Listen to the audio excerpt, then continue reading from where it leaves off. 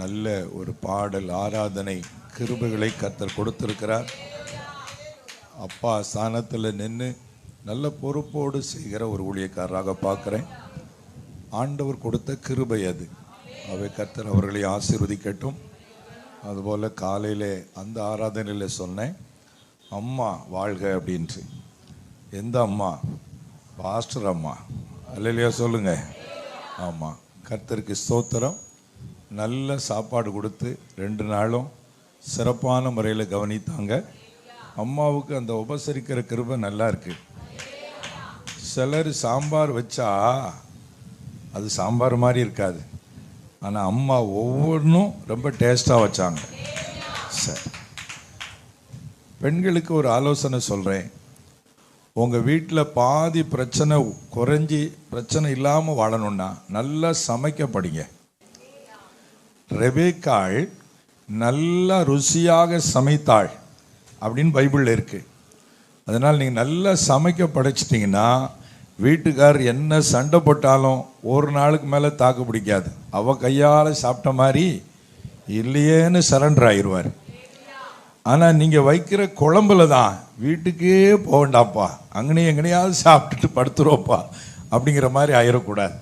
அதனால் சமைக்கலாம் வாங்கன்னு நிறைய ப்ரோக்ராம்லாம் இருக்குல்ல, அதெல்லாம் கொஞ்சம் பார்த்து நல்லா சமைக்க படிச்சிருங்க. வீட்டுக்காரர் உங்களுக்கு சரண்டர் ஆயிடுவார். கர்த்தருக்கு ஸ்தோத்திரம். ஒருத்தர் சொன்னார், எங்கள் வீட்டில் குழம்புக்கு தான் விதவிதமான பேராக இருக்கும், ஆனால் குழம்பு ஒன்றா தான் இருக்குன்னாரு. ஆமாம், உள்ள கருவாடு கிடந்தால் அதுக்கு பேர் கருவாட்டு குழம்பு, உள்ள முருங்கைக்காய் கிடந்தால் அது முருங்கை குழம்பு, உள்ள முட்டை கிடந்தால் முட்டை குழம்பு, ஆனால் குழம்பெல்லாம் ஒன்றா தான் இருக்கும். அப்படி இருக்கக்கூடாது, ஒவ்வொன்றுக்கும் டேஸ்ட் இருக்கணும். ஆமேன்னு சொல்லுங்களேன். சரி, கர்த்தர் உங்களை ஆசீர்வதிப்பார். அம்மாவுக்கு நன்றி சொல்லிக் கொள்கிறேன். மாத்திரமல்ல, பாஸ்டரோடு இந்த ஊழியத்தில் இணைந்து நிற்கிற தேவ ஊழியக்காரர்கள், அருமையான பாஸ்டர் வீரபாகு ஜோசு அவர்களுக்காக, அருமையான பாஸ்டர் அவர்களுக்காக நன்றி சொல்கிறேன். என் நல்ல சகோதரர்கள் இசைக்கருளை வாசித்து பல்வேறு விதத்தில் உதவி செய்தாங்க. எனக்கு டீ காப்பிலாம் அப்பப்போ போட்டு கொடுக்குற அந்த சகோதரர் எல்லாருக்கும் நான் வாழ்த்து சொல்கிறேன். நீங்கள் என்மேல் பாராட்டின அன்புக்காக நன்றி. கர்த்தர் உங்களை எல்லாரையும் ஆசீர்வதிப்பாராக. தொடர்ந்து எனக்காக ஜெபித்து கொள்ளுங்கள். நேற்றே சொன்னது போல் என்னுடைய ஊழியங்களை ஆன்லைனில் நீங்கள் பார்க்கலாம். அதாவது யூடியூப்பில் போனீங்கன்னா bro.danielpeter அப்படின்னு போனீங்கன்னா என்னுடைய வீடியோக்கள் எல்லாம் அதில் பார்க்கலாம். அதை சப்ஸ்கிரைப் பண்ணிங்கன்னா அடுத்து புது வீடியோ அப்லோட் ஆன உடனே உங்களுக்கு நோட்டிஃபிகேஷன் வந்துடும். ஊழியத்தின் சார்பாக ஒரு மேகசினும் ஒன்றும் போடுறோம். நேற்று சில காப்பி கொண்டு வந்திருந்தேன், வாங்கியிருந்தீங்க. உங்களுக்கு வேணுமானால் நீங்கள் ஆன்லைனில் நீங்கள் தொடர்பு கொள்ளலாம். ஆனாலும் நான் எதை செய்தாலும் அந்த பாஸ்டருடைய அனுமதியோடு தான் செய்வது. ஊழியத்தை நேர்மையாய் செய்ய வேண்டியது அவசியம். எனக்கு என்ன லாபம் கிடைக்குன்னு நான் ஊழியம் செய்யக்கூடாது. நம்ம போகிற ஊழியத்துக்கு என்ன லாபம்னு செய்யணும். அல்லையா சொல்லுவோமா? ஊழியத்தினால கர்த்தர் சந்தோஷப்படுவாரான்னு பார்த்து செய்யணும். இதெல்லாம் கர்த்தர் கற்றுக் கொடுத்துருக்கிறார். கர்த்தருக்கு மகிமை உண்டாகட்டும். அதனால் எல்லாத்தையும் ஆண்டவர் வாட்ச் பண்ணுவார். நீ இவன் என்ன ஐடியாவில் பிரசங்கம் பண்ணுறான், இவன் என்ன நோக்கத்தில் வந்திருக்கான், எல்லாம் பார்த்து தான் உண்மையுள்ள மனுஷன் பரிபூரண ஆசீர்வாதங்களை பெறுவான். ஆகவே நிறைய பேர் ஆவியில் நிரம்பிட்டா, ஆவிக்குரிய சபைக்கு போயிட்டா கர்த்தர் ஆசீர்வாதித்துருவார்னு நினைக்கிறாங்க. அது மாத்திரம் காரணம் கிடையாது. உங்கள் லைஃப் ரொம்ப முக்கியம். அல்லேலூயா. அதனால் நீங்கள் உண்மையாக இருங்க, பரிசுத்தமாக இருங்க, நல்ல ஆண்டவர் மேலே அன்பாக இருங்க. கஷ்டமான சூழ்நிலை வரும்போது சகித்து கொள்ளுங்க. நிச்சயம் கர்த்தர் உங்களை மேன்மையாக வைப்பார். அல்லேலூயா. சரி, கர்த்தருக்கு ஸ்தோத்திரம். இப்பொழுது நாம் ஆண்டுடைய வார்த்தைக்கு நேராக நம்முடைய கவனத்தை திருப்புவோம். இருந்தவாறே ஆண்டுடைய வார்த்தைக்காக தலை தாழ்த்தி ஜெபிப்போம். ஆண்டவரிடத்தில் எல்லாரும் கேட்போம். இயேசுவே, நீர் எங்களோடு பேசும் அப்பா. ஆண்டவரே, உம்முடைய மகனை மறைத்து நீர் வெளிப்படும் ஆண்டவரே. எல்லாரும் கேட்பீங்களா ஆண்டவரிடத்தில்?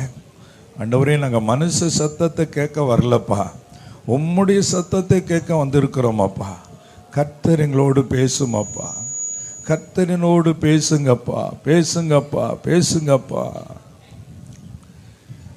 இனியும் உம்மை கேட்பேன், நீர் சொல்வதை நான் செய்வேன். இனியும் உம்மை கேட்பேன், நீர் சொல்வதை நான் செய்வேன். என் கூட பேசுங்கப்பா, பேசாம மட்டும் இருக்காதீங்கப்பா, என் கூட பேசுங்கப்பா, பேசாம மட்டும் இருக்காதீங்கப்பா. கிளாசிக்கல். இனியும் உம்மை கேட்பேன், நீ சொல்வதை நான் செய்வேன். இனியும் உம்மை கேட்பேன், நீ சொல்வதை நான் செய்வேன். என் கூட பேசுங்கப்பா, பேசாம மட்டும் இருக்காதீங்கப்பா, என் கூட பேசுங்கப்பா, பேசாம மட்டும் இருக்காதீங்கப்பா. நீ பேசாவிட்டா நான் உடைந்து போவேன், ஒரு தொலைந்து போவேன். நீ பேசாவிட்டா நான் உடைந்து போவேன், ஒரு தொலைந்து போவேன். என் கூட பேசுங்கப்பா, பேசாம மட்டும் இருக்காதீங்கப்பா, என் கூட பேசுங்கப்பா, பேசாம மட்டும் இருக்காதீங்கப்பா. இனியும் உம்மை கேட்பேன், நீ சொல்வதை நான் செய்வேன். இனியும் உம்மை கேட்பேன், நீ சொல்வதை நான் செய்வேன். என் கூட பேசுங்கப்பா, பேசாம மட்டும் இருக்காதீங்கப்பா, என் கூட பேசுங்கப்பா, பேசாம மட்டும் இருக்காதீங்கப்பா. அன்பின் தகப்பனே, எங்க கூட பேசுங்கப்பா, என் கூட பேசுங்கப்பா. நீங்க பேசுறத கேட்கறதுக்கு தான் நாங்க கூடி வந்திருக்கிறோம்ப்பா. நான் பேசி ஒன்றும் ஆக போறது இல்லப்பா, ஆனா நீங்க பேசினா எல்லாம் ஆகும் ஆண்டவரே. ஒரு வார்த்தை சொன்னால் எல்லா பிரச்சனைக்கும் பதில் வந்துவிடும் அப்பா. உம்முடைய வார்த்தைக்கு ஆவென்று நாங்கள் காத்திருக்கிறோம் அப்பா. நீர் பேசி எங்களை ஆசீர்வதித்து அனுப்பும், எல்லா தடைகளும் விலகட்டும். இயேசுவின் நாமத்தில் வேண்டிக் கொள்கிறோம் எங்கள் நல்ல பிதாவே, ஆமேன், ஆமேன். இந்த 3வது நாளிலேயும் உங்களுக்காக நான் என்ன செய்தி கொடுக்க வேண்டும் என்று தேவ சமூகத்திலே நான் ஜெபித்து கொண்டே இருந்தேன். ஒரு ஊழியத்துக்கு போவதற்கு முன்பதாகவும் நான் ஜெபிப்பேன், அந்த இடத்துல வந்த பின்பும் நான் ஜெபிப்பேன். என்னதான் வேலை நடந்தாலும் என் மனசில் அந்த ஆண்டோடைய வார்த்தை வரணுமே, அவர் பேசணுமே அப்படின்னு மனசில் ஜெபிச்சுக்கிட்டே இருப்பேன். அப்போ ஆண்டவர் என் உள்ளத்தில் அந்த செய்தியை தருவார். தனியாக நான் ஜெபிச்சுக்கிட்டே இருக்கும்போது, அந்நிய பாஷையில் ஆவியில் ஜெபிச்சுக்கிட்டே இருக்கும்போது, இப்பொழுதெல்லாம் அந்த செய்திகள் அப்படியே ஒரு படம் போல எனக்கு வருகிறது. உடனே நான் குறிப்பு எடுத்து வைத்துக் கொள்ளுவேன். வேத புஸ்தகம் எடுத்து அந்த வசனத்தை எல்லாம் புரட்டி பார்த்து அப்படிப்பட்ட செய்திகள் கொடுக்கறதுனால இப்பொழுது அந்த செய்திகள் ஜனங்களை உயிர்ப்பிக்கிறதை நான் பார்க்கிறேன். அதுபோல் இந்த நாளில் உங்களுக்கு கர்த்தர் கொடுத்த செய்திக்கான தலைப்பு தேவ பக்தியின் ஆசீர்வாதங்கள் என்பதாகும். தேவ பக்தியின் ஆசீர்வாதங்கள். எல்லாரும் சொல்லுங்க. செய்திக்கு ஆதாரமாக 1 தீமோத்தேயு 4வது அதிகாரம் 8வது வசனத்தை ஒருவர் நாம் வாசிக்கலாம். 1 தீமோத்தேயு 4:8. சரீர முயற்சி அற்ப பிரயோஜனம் உள்ளது, தேவ பக்தியானது இந்த ஜீவனுக்கும் இதற்கு பின்வரும் ஜீவனுக்கும் வாக்குத்தத்தம் உள்ளதாகையால் எல்லாவற்றிலும் பிரயோஜனம் உள்ளது.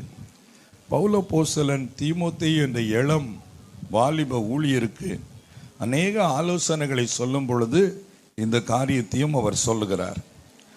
7வது வசனத்தில் சீர்கேடும் கிழவிகள் பேச்சுமாயிருக்கிற கட்டு கதைகளுக்கு விலகி தேவ பக்திக்கு ஏதுவாக முயற்சி பண்ணு.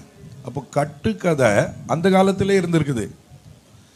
தீமோத்தி ஒரு ஊழியக்காரன், கதை கேட்கறதுல ரொம்ப ஆர்வமாக இருந்திருப்பார் போல. அதுவும் யாருடைய கதை? கிழவிகள் பேச்சு அப்படின்னு இருக்குது.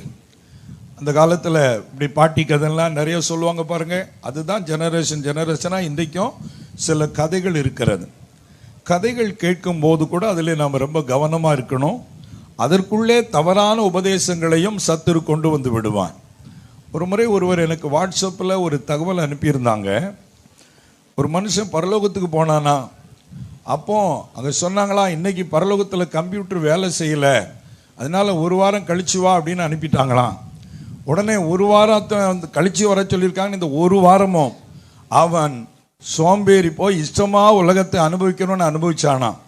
அவன் நினச்சிக்கிட்டானா கம்ப்யூட்டர் தான் பரலோகத்தில் வேலை செய்யலாம், அதனால் இந்த பாவ கணக்கெல்லாம் அங்கே வராது அப்படின்னு நினச்சிக்கிட்டு பாவம் பண்ணானா. ஒரு வாரம் கழித்து போன போது அங்கே மறுபடி உன் கணக்கை எடுத்து பாருன்னு சொன்னால் கம்ப்யூட்டர் இப்போ ஓப்பன் ஆகிட்டு, அப்போ நீ என்ன செஞ்சுருக்கிறன்னு, இந்த ஒரு வாரத்தில் நீ சரியாக செயல்படலை, பாவம் பண்ணியிருக்கிற, அதனால உனக்கு பரலோகத்தில் இடம் கிடையாதுன்னாங்களாம். இவன் சொன்னானா கணக்கு கம்ப்யூட்டர் தான் வேலை செய்யலையே அப்படின்னு சொன்னபோது சொன்னாங்களாம், இங்கே கம்ப்யூட்டர் வேலை செய்யலை, நரகத்தில் வேலை செஞ்சுது அப்படின்னு சொன்னாங்கன்னு. இது ஒரு கதை. இந்த மாதிரி கதைகள் எல்லாம் அது சத்தியத்திற்கு புறமானதாக இருக்கும். பரலோகத்தில் கம்ப்யூட்டர் இருப்பதாக பைபிளில் இல்லை, புஸ்தகங்கள் இருப்பதாக அங்கே சொல்லப்பட்டிருக்கிறது. அல்லேலூயா சொல்லுங்க. டிஜிட்டல்லாம் இங்கே தான், அங்கே எல்லாம் பக்கா ரெக்கார்டு தான், அது அழியாதவைகளாக எழுதப்பட்டிருக்கிறது. அதனால சாக்கு போக்கெல்லாம் சொல்ல முடியாது. அதனால கதைகள் கேட்கும்போது நீங்க ரொம்ப கவனமாக இருக்க வேண்டும். அதைத்தான் இந்த வசனத்தில் பவுல் தீமோத்திக்கு எழுதுறார். கட்டு கதைகளுக்கு நீ என்ன செய்ய, விலகிரு. பிரியமானவர்களே, சொல்லிட்டு சொல்றாரு, நீ தேவ பக்திக்கு ஏதுவாக முயற்சி பண்ணு. நம்ம வேலைக்கு முயற்சி பண்றோம், மாப்பிள்ளை பார்க்க பொண்ணு பார்க்க முயற்சி பண்றோம், நிறைய காரியத்துக்கு முயற்சி பண்றோம். ஆனா இங்க பைபிள் என்ன சொல்கிறது? தேவ பக்திக்கு ஏதுவாக முயற்சி பண்ணு. அந்த தேவ பக்திக்கு ஏதுவாக முயற்சி பண்ணா என்ன நடக்கும்? உலக பிரகாரமான முயற்சி பண்ண என்ன நடக்கும்? அதுதான் அடுத்த வசனத்தில் இருக்கிறது. சரீர முயற்சி அற்ப பிரயோஜனம் உள்ளது. அதாவது கொஞ்சம் பயன் உள்ளது, கொஞ்ச நாட்கள் பயன் உள்ளது. இது ஆங்கில வேதாமத்தில் ஒரு மொழிபெயர்ப்பில் பார்த்தா பாடிலி எக்ஸசைஸ் லிட்டில் ப்ராஃபிட் அப்படின்னு இருக்குது. அதாவது சரீரத்தை நல்லா வைப்பதற்காக எக்ஸசைஸ் பண்றாங்க பார்த்தீங்களா, அது கொஞ்சம் பலன் உள்ளதாக இருக்கும். ஆனால் என்றைக்குமே அது பலனை தராது. என்னதான் நீங்க பாடி எக்ஸசைஸ் பண்ணாலும், பாடியை ஜிம்முக்கு போய் ஜம்முன்னு வச்சாலும், நான் நேற்று முந்தா நாளும் சொன்னேன்னு நினைக்கிறேன், ஒரு நாள் உலக நம்பர் 1 அழகியா இருந்தாலும் கிளவியா மாறித்தான் ஆகணும். அன்னைக்கு எக்ஸசைஸ் பண்ண முடியுமா? அன்னைக்கு ஜிம்முக்கு போக முடியுமா? அடிச்சு விரட்டிடுவான். பிரியமான கர்த்தருடைய பிள்ளைகளே, அதனால அந்த பாடியை நல்லா வைத்திருப்பதற்கு முயற்சி செய்வது நல்லது. சைக்கிளிங் போவாங்க, ஸ்விம்மிங் நீச்சல் அடிச்சுக்கிற காரியத்தை செய்வாங்க, நடைப்பயணம் போவாங்க, அப்படி நடையா டெய்லி நடப்பாங்க. என்னன்னு கேட்டால் சுகரை கண்ட்ரோலுக்குள்ள வைத்திருக்கணும், நல்லது. பாடி ஆரோக்கியமாக வைத்திருப்பது நல்லது. ஆனால் கர்த்தருடைய மகிமைக்காக சொல்கிறேன், நானெல்லாம் வாக்கிங் எங்கேயும் போறதும் இல்லை, ஓடுறதும் இல்லை. என்னுடைய பிரேயர் டைம்ல அறைக்குள்ளே நடந்து ஜெபிப்பேன். கர்த்தர் இன்று வரை எந்த சுகர் இல்லாதபடி காத்து வருகிறார். அல்லேலூயா. ஆனால் நான் அதிகமாய் கவனம் கொடுப்பது பக்திக்குரிய வாழ்க்கைக்காக. இன்னும் கர்த்தரோடு எப்படி நெருங்கலாம், இன்னும் ஆண்டவர் எப்படி அறியலாம், இன்னும் வேதத்தில் ஆழமான சத்தியம் எது, இன்னும் எந்தெந்த கோணத்திலெல்லாம் பைபிளை பற்றி தெரிந்து கொள்ளலாம், இப்படித்தான் நான் முயற்சி பண்ணுகிறேன். அதற்கு ஏற்றபடியாக நேரங்களை செலவிடுகிறேன். அது என் தனிப்பட்ட வாழ்க்கைக்கு ஆசீர்வாதமாக இருக்கிறது. என் மூலம் உங்களை போன்ற அநேக ஆத்துமாக்களுக்கு அது ஆசீர்வாதமாக இருக்கிறது. அதனால உங்க வாழ்க்கையில தேவ பக்திக்குரிய வாழ்க்கைக்காக முயற்சி பண்ணுங்கள். அதற்காக நேரம் செலவு செய்யுங்கள். ஒரு பாடலை ஒருத்தர் பாடினா கூட அவங்க தனியா அந்த பாடலை கேட்கணும், அப்புறம் சேர்ந்து பாடணும், அப்புறம் எங்க ஏத்துறாங்க எங்க இறக்குறாங்க என்ன ஸ்கேல்ல பாடுறாங்க, இதெல்லாம் கவனிச்சு அவங்க முயற்சி பண்றதுனால தான் இங்க மேடையில் அருமையா பாட முடிகிறது. அல்லேலூயா சொல்லுங்க. அப்ப சும்மா வராது, எதுவுமே முயற்சி பண்ணணும். நீங்க சங்கீதக்காரன் தாவீதை பார்த்தீங்கன்னா காட்டுல ஆடுகளைத்தான் மேய்த்து கொண்டிருந்தான். ஆனா அவனை பற்றி சொல்லப்பட்டிருக்கிறது சுரமண்டலம் வாசிக்கிறதுல தேறினவன், யுத்த வீரன் என்று சொல்லப்பட்டிருக்கிறது, காரிய சமர்த்தன் என்று சொல்லப்பட்டிருக்கிறது. ஏன் அப்படி மாறினா? அவன் ஆடு தானே மேய்க்க போறான், நம்ம லைஃப் இதுதான் அப்படின்னு அவன் நினைக்கல. இந்த ஆடு மேய்க்கிறது டெம்பரவரி, கர்த்தர் எனக்கு உயர்ந்த பதவியை வச்சிருக்கிறாரு, கர்த்தர் என்ன தேசத்துக்கு அதிபதியாய் மாற்றுவார், நாள் வரும் என்னை கொண்டு கர்த்தர் பெரிய காரியம் செய்வார், அதற்கு நான் இந்த நாட்களை ப்ரிப்பேர் ஆகணும்னு சொல்லி தாவீது ஆயத்தப்படுத்தி கொண்டே இருந்தார். சுரமண்டலம்னா அந்த கீபோர்டு தான் சுரமண்டலம் வாசிக்கிறதுன்னு அர்த்தம். அப்போ பாருங்க, ஆடு மேய்க்கிற ஆளுக்கு இதுக்கும் சம்பந்தம் இருக்குதா? சரி, இப்ப இந்த சுரமண்டலம் வாசிக்கிற ஆள்கிட்ட 10 ஆடை கொடுத்தா மேய்க்க முடியுமா? அப்ப அது லெவல் வேற, அது ஏரியா வேற, இது ஏரியா வேற. ஆனா தாவீது அந்த ஏரியாவிலும் விட்டா இறங்கி அடிப்பாரு, இங்க வந்தாலும் ஏறி அடிப்பாரு. அல்லேலூயா சொல்லுங்க. அதுதாங்க தேவ பிள்ளைக்கு வேணும். சர்ச்சில் தூத்து பெருக்கணும், கிளீன் பண்ணாலும் ரெடியா இருக்கணும், பாட்டு படிக்கனாலும் ரெடியா இருக்கணும், ட்ரம்ஸ் அடிக்கனாலும் ரெடியா இருக்கணும், சுவிசேஷம் சொல்லனாலும் ரெடியா இருக்கணும். அப்படி எல்லாவற்றிற்கும் நீங்க முயற்சி பண்ணீங்கன்னா அந்த முயற்சி மூலமாய் கர்த்தர் உங்களை ஒரு நாள் உயர்த்துவார். அதனால முயற்சி பண்ணுங்க. வாய்ப்புகள் தேடி வரலன்னு சிலர் வருத்தப்படுவாங்க. வாய்ப்புகள் சும்மா தேடி வராது.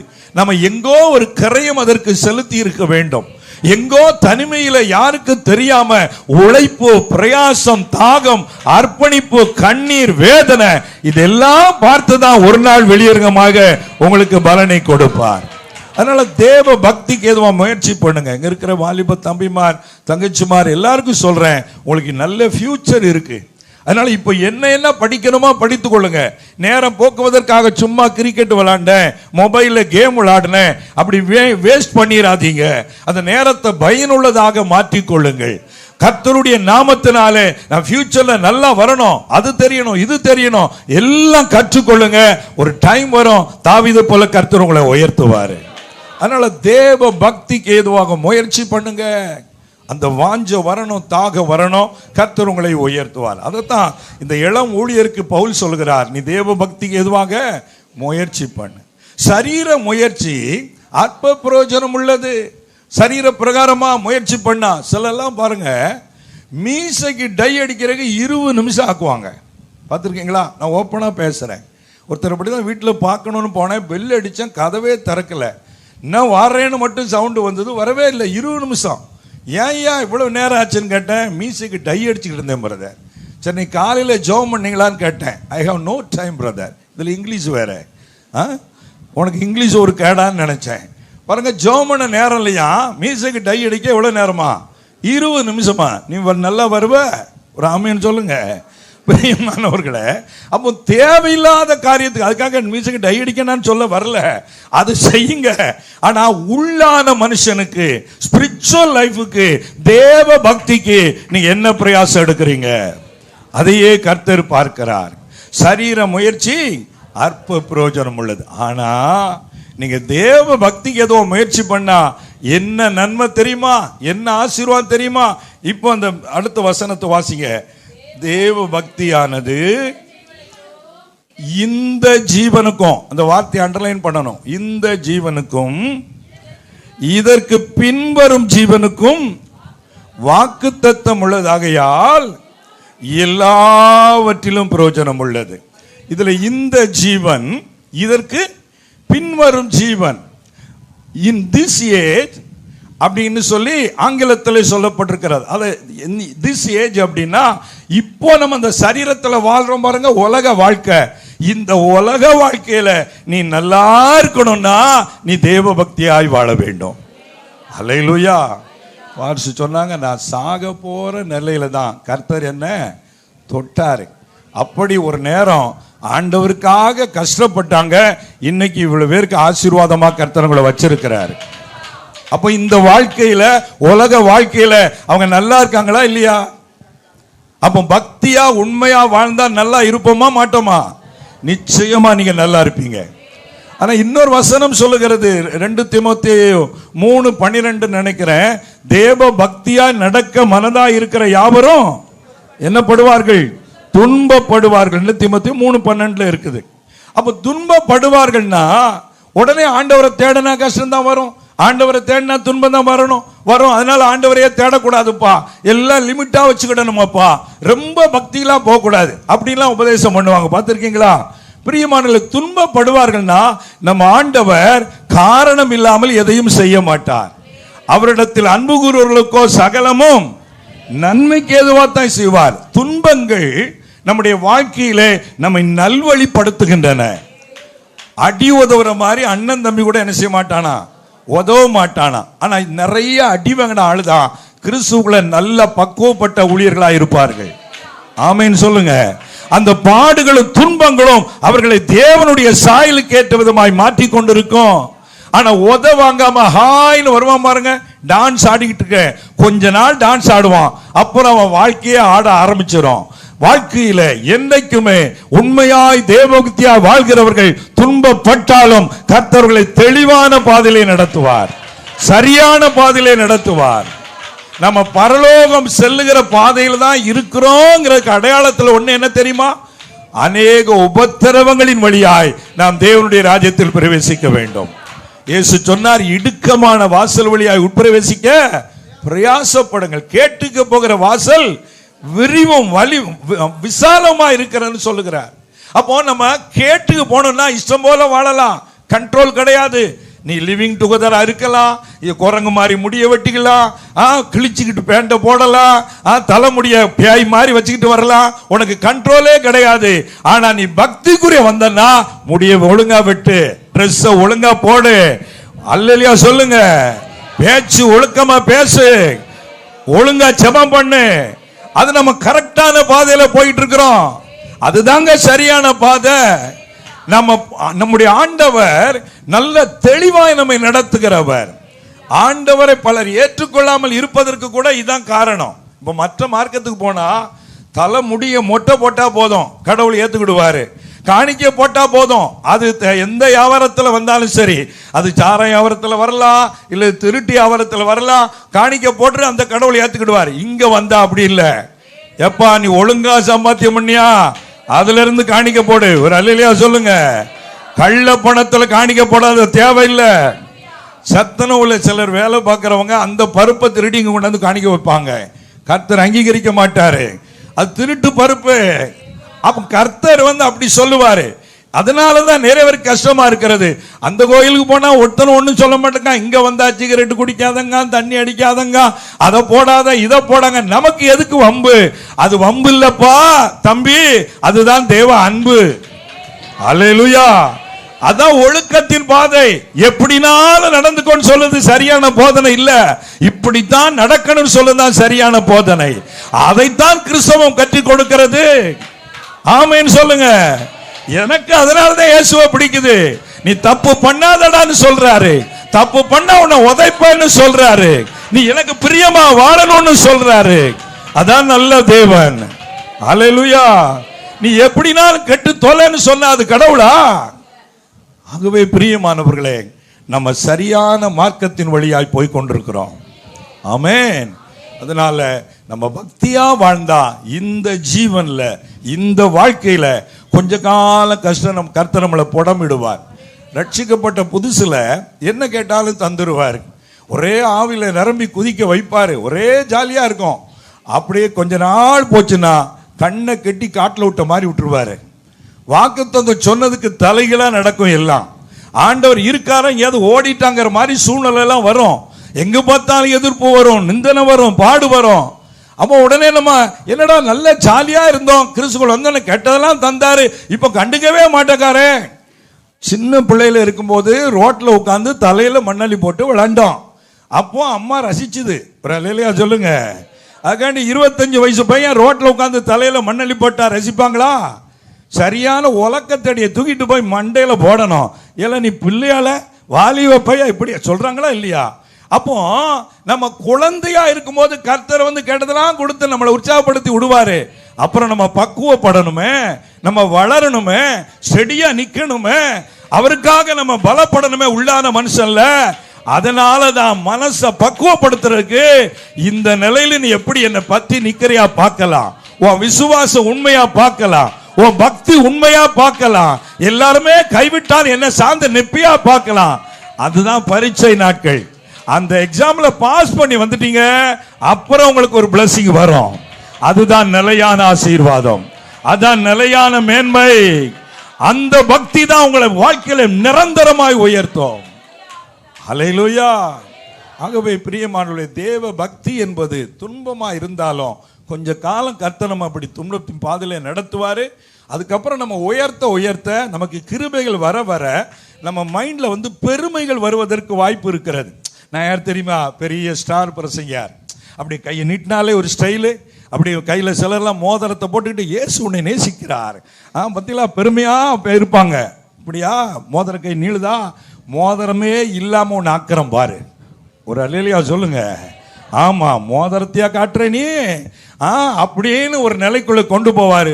அப்புறம் தான் அந்த விரல் நீட்டிருக்கே யோசிப்பான், ஆண்டவரே அப்படின்னு சொல்லிட்டு. ஆண்டவர் அந்த உபத்திரவத்தின் வழியை நடக்கும் போதான் பெருமையை உடைப்பாரு, அசுத்த காரியங்களை எடுத்து அப்புறப்படுத்தி போடுவாரு, நம்ம நல்ல நிலைக்கு கொண்டு வருவார். அல்லேலூயா.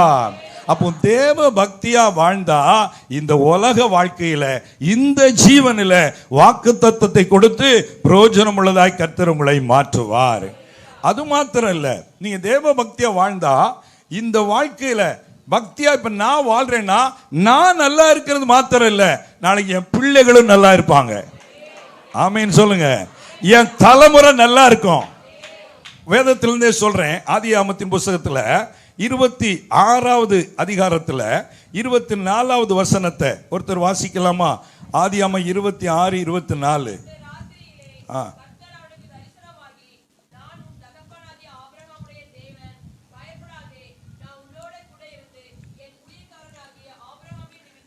என் ஊழியக்காரனாகிய ஆபிரகாமின் நிமித்தம் உன்னை ஆசீர்வதித்து உன் சந்ததியை பெருக பண்ணுவேன். அதாவது அதுக்கு முந்தின அதிகாரங்களில் பார்த்தீங்கன்னா ஈசாக்குக்கு பயங்கர பிரச்சனை. அந்நிய தேசத்தில் இருக்கிறான், ஒரு பரதேசி போல. அவன் வெட்டின துறவெல்லாம் மண்ணனால மூடி போட்டுட்டாங்க. அந்த இடத்துல இருக்கக்கூடாதுன்னு அடிச்சு துரத்தின மாதிரி துரத்திட்டாங்க. பதற்றத்தில் இருக்கான். அப்போ அவங்க அப்பா உயிரோடு இல்லை.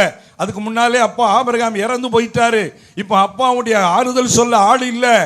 ஈசாக்கு தனியனா இருக்கிறான், என்ன செய்யணும்னு தெரியல. அன்னைக்கு ராத்திரி அதை அறிந்த கர்த்தர் அவனோடு பேச வந்து விட்டார். அல்லேலூயா சொல்லுங்க. ஈசாக்கே பயப்படாதப்பா, எனக்கு யாருல நினைக்கியா?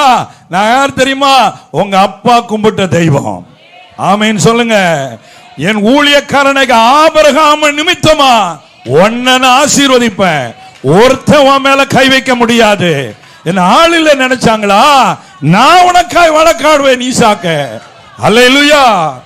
நம்ம கர்த்தர் ரொம்ப வைராக்கியம் உள்ளவர். நம்மளை தொட்டா சும்மா இருக்க மாட்டாரு. சும்மா இருக்கிற மாதிரி தெரியும் கொஞ்ச நாட்கள். அதாவது இஸ்ரவேலர் எகிப்தில இருந்து வரும்போது அமலேக்கியர் வழிமறிச்சாங்க.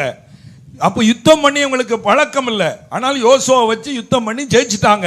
மோசேட்ட சொல்றாரு, ஒரு புத்தகத்தில் எழுதி வை, அமலேக்கியரை வானத்தின் கீழே இருக்காம நான் பண்றேன் பானை இல்ல பாரு, என் பிள்ளைய கை வச்சாமல்ல என்ன நடக்குன்னு பாருன்னு பல தலைமுறை கழிச்சு சவுல்ட்ட சொல்றாரு, இஸ்ரவேலரை வழிமறிச்ச செய்ய மனசுல வச்சிருக்கேன், உன்னை நான் தெரிந்து கொண்டிருக்கிறேன், அவனை இல்லாம நீ பண்ணணும். இது பழைய ஏற்பாட்டு சத்தியம்.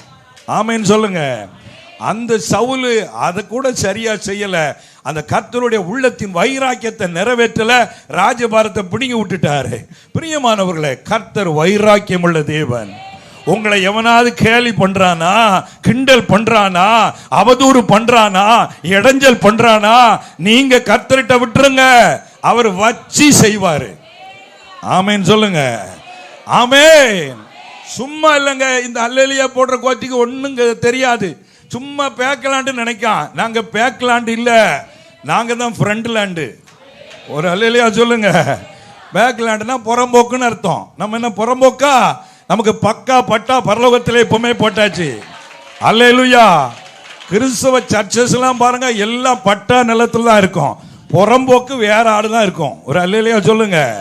நம்ம உயிருள்ள தேவனை ஆராதிக்கிறோம், நீதியுள்ள தேவனை ஆராதிக்கிறோம், வல்லமையுள்ள கர்த்தரை ஆராதிக்கிறோம். அதனால உங்களுக்கு வசதி இல்லாம இருக்கலாம், பணம் இல்லாம இருக்கலாம், அழகு இல்லாம இருக்கலாம், சரியான ஞானம் இல்லாம இருக்கலாம். ஆனா ஆண்டவருக்கு மாத்திர உள்ளத்தை கொடுத்து அவர் பிள்ளையா மாறிட்டீங்கன்னா உங்களுக்காய் அவர் வைராக்கியமாய் செயல்படுவார். அல்லேலூயா. ஒரு வழியாய் வருகிறவன் 7 வழி. அது ஏன் 7 வழியா? வரும்போது ஒன்னா சேர்ந்து வருவான். கர்த்தருங்க அடிக்கிற அடியில துண்டை காணும் துணியை காணும் ஓடுவான். ஆமேன்னு சொல்லுங்க. அதான் 7 வழி ஓடுறான். வந்த வழின்னா ஒரு வழியில தானே போனோம். கர்த்தர் மகாவல்லமை உள்ள தேவன். ஆகவே பிரியமானவர்களே, பக்தியா வாழுங்க.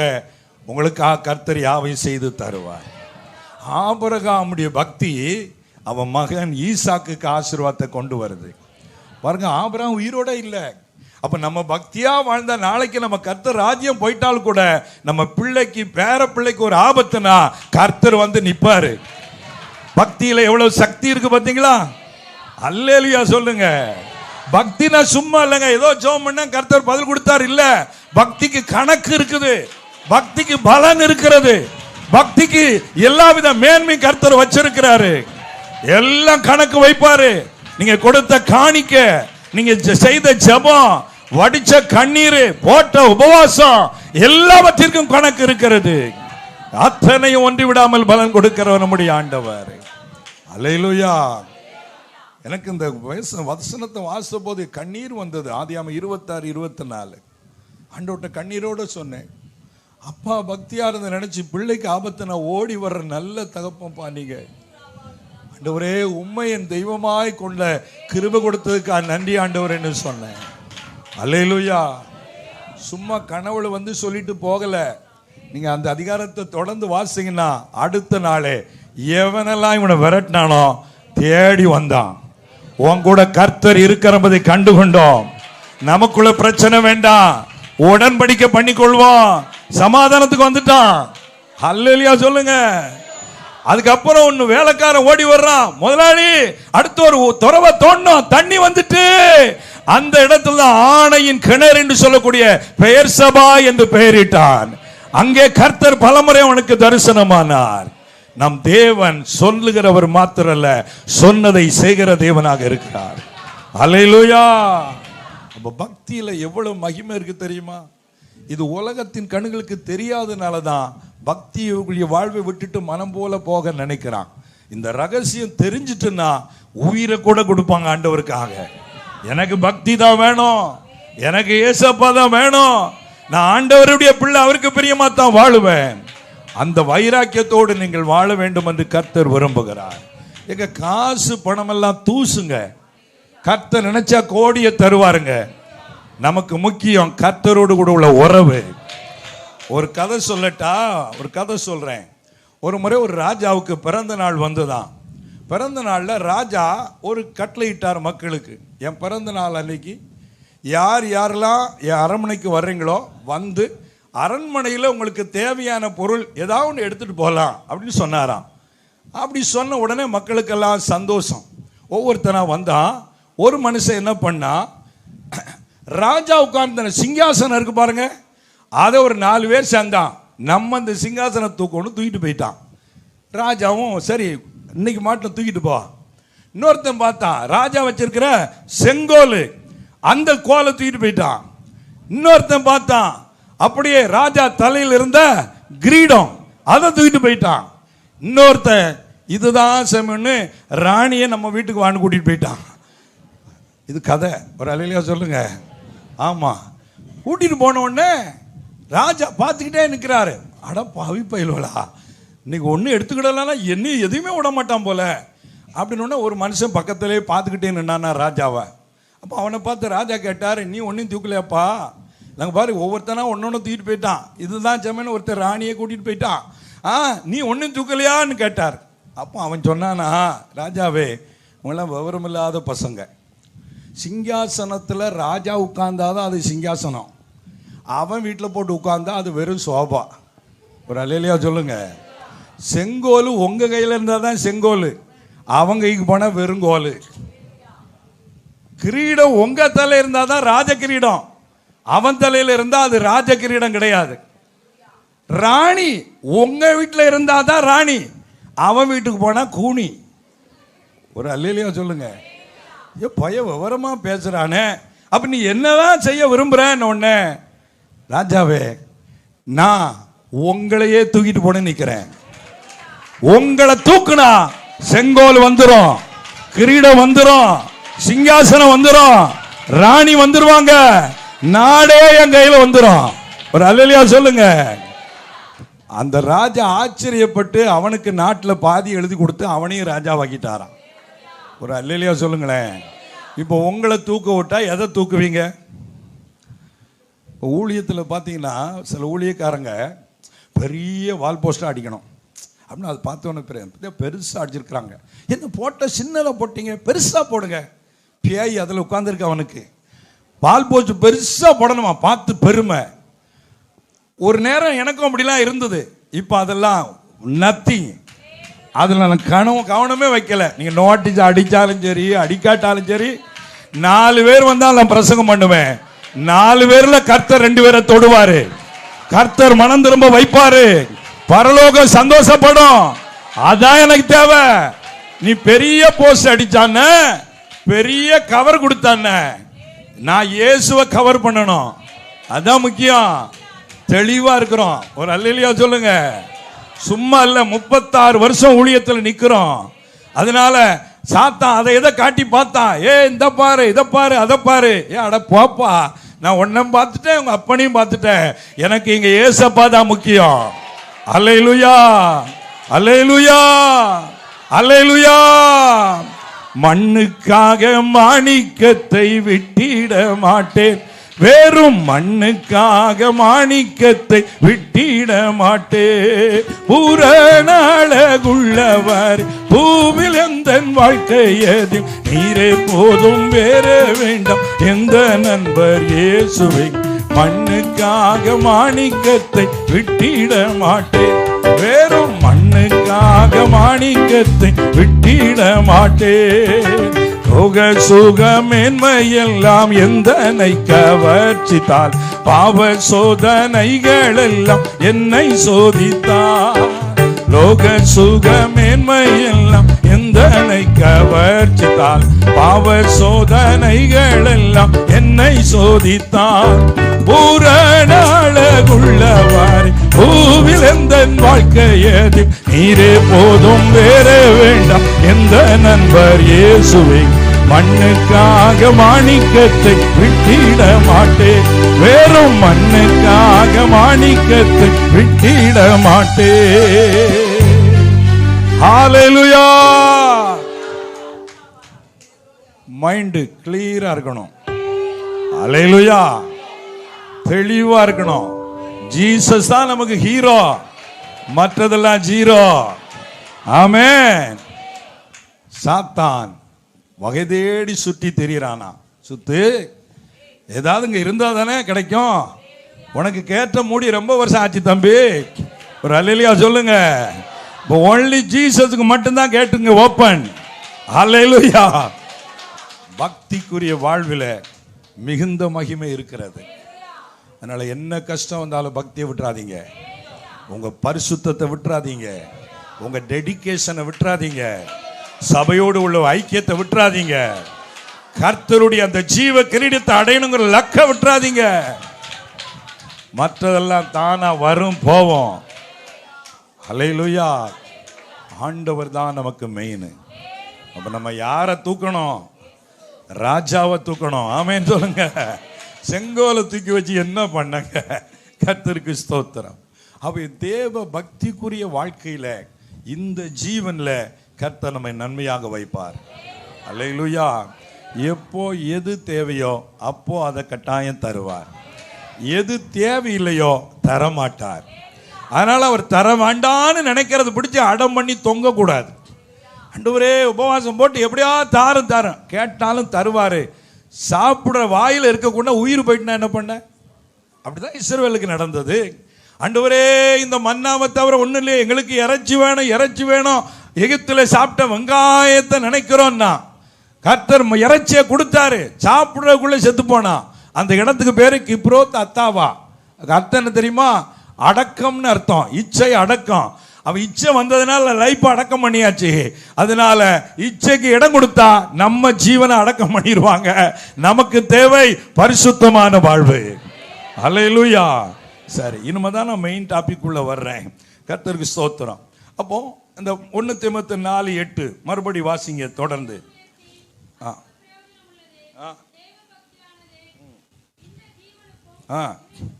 இதற்கு பின்வரும் ஜீவனுக்கும் வாக்குத்தத்தம் உள்ளதாகையால் எல்லாவற்றிலும் பிரயோஜனம் உள்ளது. அப்போ தேவ பக்தியினுடைய ஆசீர்வாதம் என்ன? இந்த வாழ்க்கையில கர்த்தர் நம்ம நல்லா வைப்பாரு. ரெண்டாவது, இந்த உலக வாழ்க்கையோடு அந்த பக்திக்குரிய பலன் முடிஞ்சிறது இல்லை. இதற்கு பின்னால ஒரு வாழ்க்கை இருக்கிறது. இதற்கு பின்வரும் ஜீவன் என்பது இதற்கு பின்னால ஒரு வாழ்க்கை இருக்கிறது. கிறிஸ்தவ வாழ்க்கை என்பது மரணத்தோடு முடிகிற வாழ்க்கை அல்ல. மரணத்துக்கு பின்னால ஒரு வாழ்க்கை இருக்கிறது. அதான் நித்திய வாழ்க்கை. இந்த உலக வாழ்க்கை கொஞ்ச காலம், அது 50, 80, 100 அவ்வளவுதான். ஆனா அந்த வாழ்க்கை நித்தியமாய் யுக யுகமாய் காலாதி காலங்களாய் நாம் வாழ போகிறோம். அந்த வாழ்க்கைக்கு நாம பங்கு பெறணும்னா இந்த ஜீவன்ல பக்தியா வாழணும். ஹல்லேலூயா. அப்போ இந்த உலக வாழ்க்கையிலும் நன்மை, மறு உலக வாழ்க்கையிலும் நன்மை. ஆனா இந்த தேவ பக்தி இல்லாம இந்த உலகத்துல ஒருத்தன் பணக்காரனா இருக்கிறான்னு வைங்க, நல்ல பதவி, நல்ல செல்வம், செழிப்பு எல்லாம் இருக்குன்னு வைங்க, மறு உலக வாழ்க்கையில அவனுக்கு ஏதாவது கிடைக்குமா? பரலோகத்தின் பாக்கியம் கிடைக்காது, நரகம் தான் அவனுக்கு கிடைக்கும். ஏன்னா இந்த உலகத்துல பக்தியோடு வாழலன்னா மறு உலக வாழ்வில அவனுக்கு பரலோகத்துல மதிப்பே கிடையாது. பைபிள் ஆதாரம் இருக்கா? இருக்குல்ல. லூக்கா எழுதின சுவிசேஷம் 16ஆம் அதிகாரம் 19ஆம் வசனத்தை வாசிங்க. 19ஆம் வசனம். ஐஸ்வர்யம் உள்ள ஒரு மனுஷன் இருந்தான்.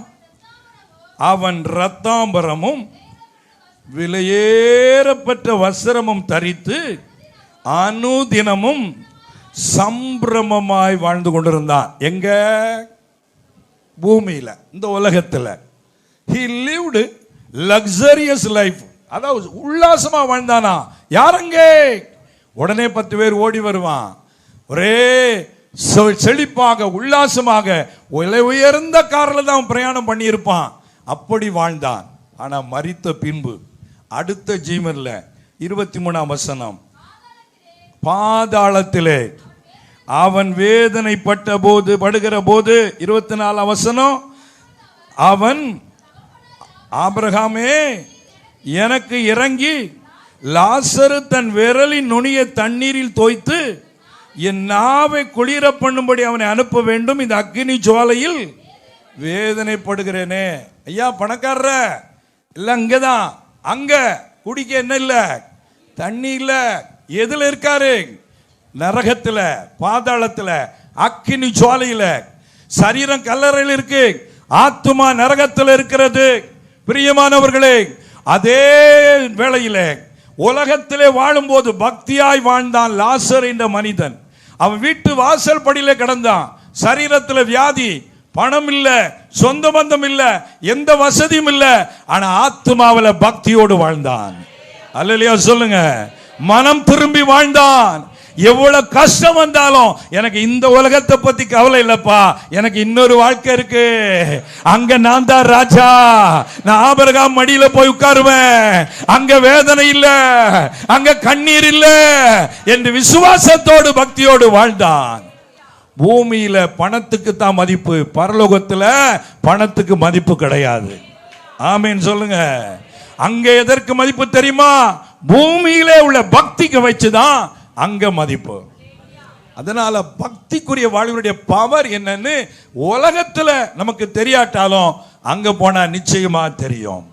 அது மாத்திரல்ல, இந்த லாசரு மரித்த உடனே 22ஆம் வசனம் சொல்லுகிறது, அந்த பக்தியோடு வாழ்ந்த மனுஷன், ஐஸ்வர்யம் இல்லாத மனுஷன், தரித்திரனா இருந்தவனை அழைத்து செல்வதற்கு கர்த்தர் தேவ தூதர்களை அனுப்புகிறார். ஹல்லேலூயா. பாருங்க, பரலோகம் எப்படி ஹானர் பண்ணுது பாருங்க. நீங்களும் நானும் மரிக்கிற பொழுது தேவ தூதர்கள் வருவார்கள். ஒருவேளை கர்த்தருடைய வருகை உடனடியாக இருந்தால் கர்த்தரே நம்மை அழைத்து செல்ல வருவார், நம்மை மறுரூபப்படுத்தி அழைத்து செல்ல போகிறார். அதாங்க பக்தியினுடைய பவரு. சும்மா கத்தல, வரட்டு கூப்பாடு போடல, சும்மா ஏசு ஏசுன்னு சுத்தல, ஒரு நோக்கத்தோடு தான் நாங்கள் கர்த்தரை ஆராதிக்கிறோம். எங்களுக்கு இந்த வெளிச்சத்தை கர்த்தர் கொடுத்திருக்கிறார். ஆகவே தான் அவர் மேல் பக்தியோடு கூட ஓடிக்கொண்டிருக்கிறோம். அல்லேலூயா. இந்த விவரம் தெரியாதவங்க தான் வெளிநாட்டில் இருந்து காசு வருது, அவங்களை இந்த சம்பாத்தியம் பண்றானுவ, அதுதான் இவன் ஊழியச்சாரான்னு நினைக்கிறான். இல்ல தம்பி, நாங்க எங்கிட்ட காசு இல்ல, ஆனா இயேசு இருக்காரு. அல்லேலூயா சொல்லுங்க. காசு இல்ல, ஆனா எங்களுக்கு ஒரு மாசு இருக்கு. அதான் நீங்க ஒரு அல்லேலூயா சொல்லுங்க. காரணம் எங்க பாஸ் எங்க கூட இருக்காரு. மற்ற உலகமெல்லாம் தூசு. அல்லேலூயா. இந்த உலக வாழ்க்கை எங்களுக்கு லாஸ் ஆனாலும் பரவாயில்ல, நாங்க எப்போது கர்த்தருக்குள்ளே மாசா இருப்போம். எங்க பக்தி வல்லமை உள்ளது, எங்கள் பக்தி மேன்மைக்குரியது. இன்னொரு வாழ்க்கையை கர்த்தர்களுக்கு வச்சிருக்கிறாரு. ஹல்லேலூயா. ஒரு மிஷனரி வெளி தேசம் ஒன்றில் ஊழியத்துக்கு போயிட்டு பல வருஷம் கழிச்சு சொந்த நாட்டுக்கு கப்பலில் வந்து இறங்கினாராம். அவரை வரவேற்க கூட யாரும் வரலையாம், சொந்த பந்தங்கள் கூட வரலையாம். அதே கப்பல்ல அந்த நாட்டு ஜனாதிபதி வந்தாராம். அவரை வரவேற்பதற்கு மேல தாளங்கள் தான், இசை கச்சேரி தான், சிவப்பு கம்பள வரவேற்பு தான், எல்லா அதிகாரிகள் மீடியாக்கள் என்று எல்லாம் வந்து இருந்தாங்களாம். அதே கப்பல்ல தான் அந்த மிஷனரி வந்திருக்கிறார். அதெல்லாம் பார்த்த உடனே அவர் உள்ள உடைஞ்சிட்டாராம்.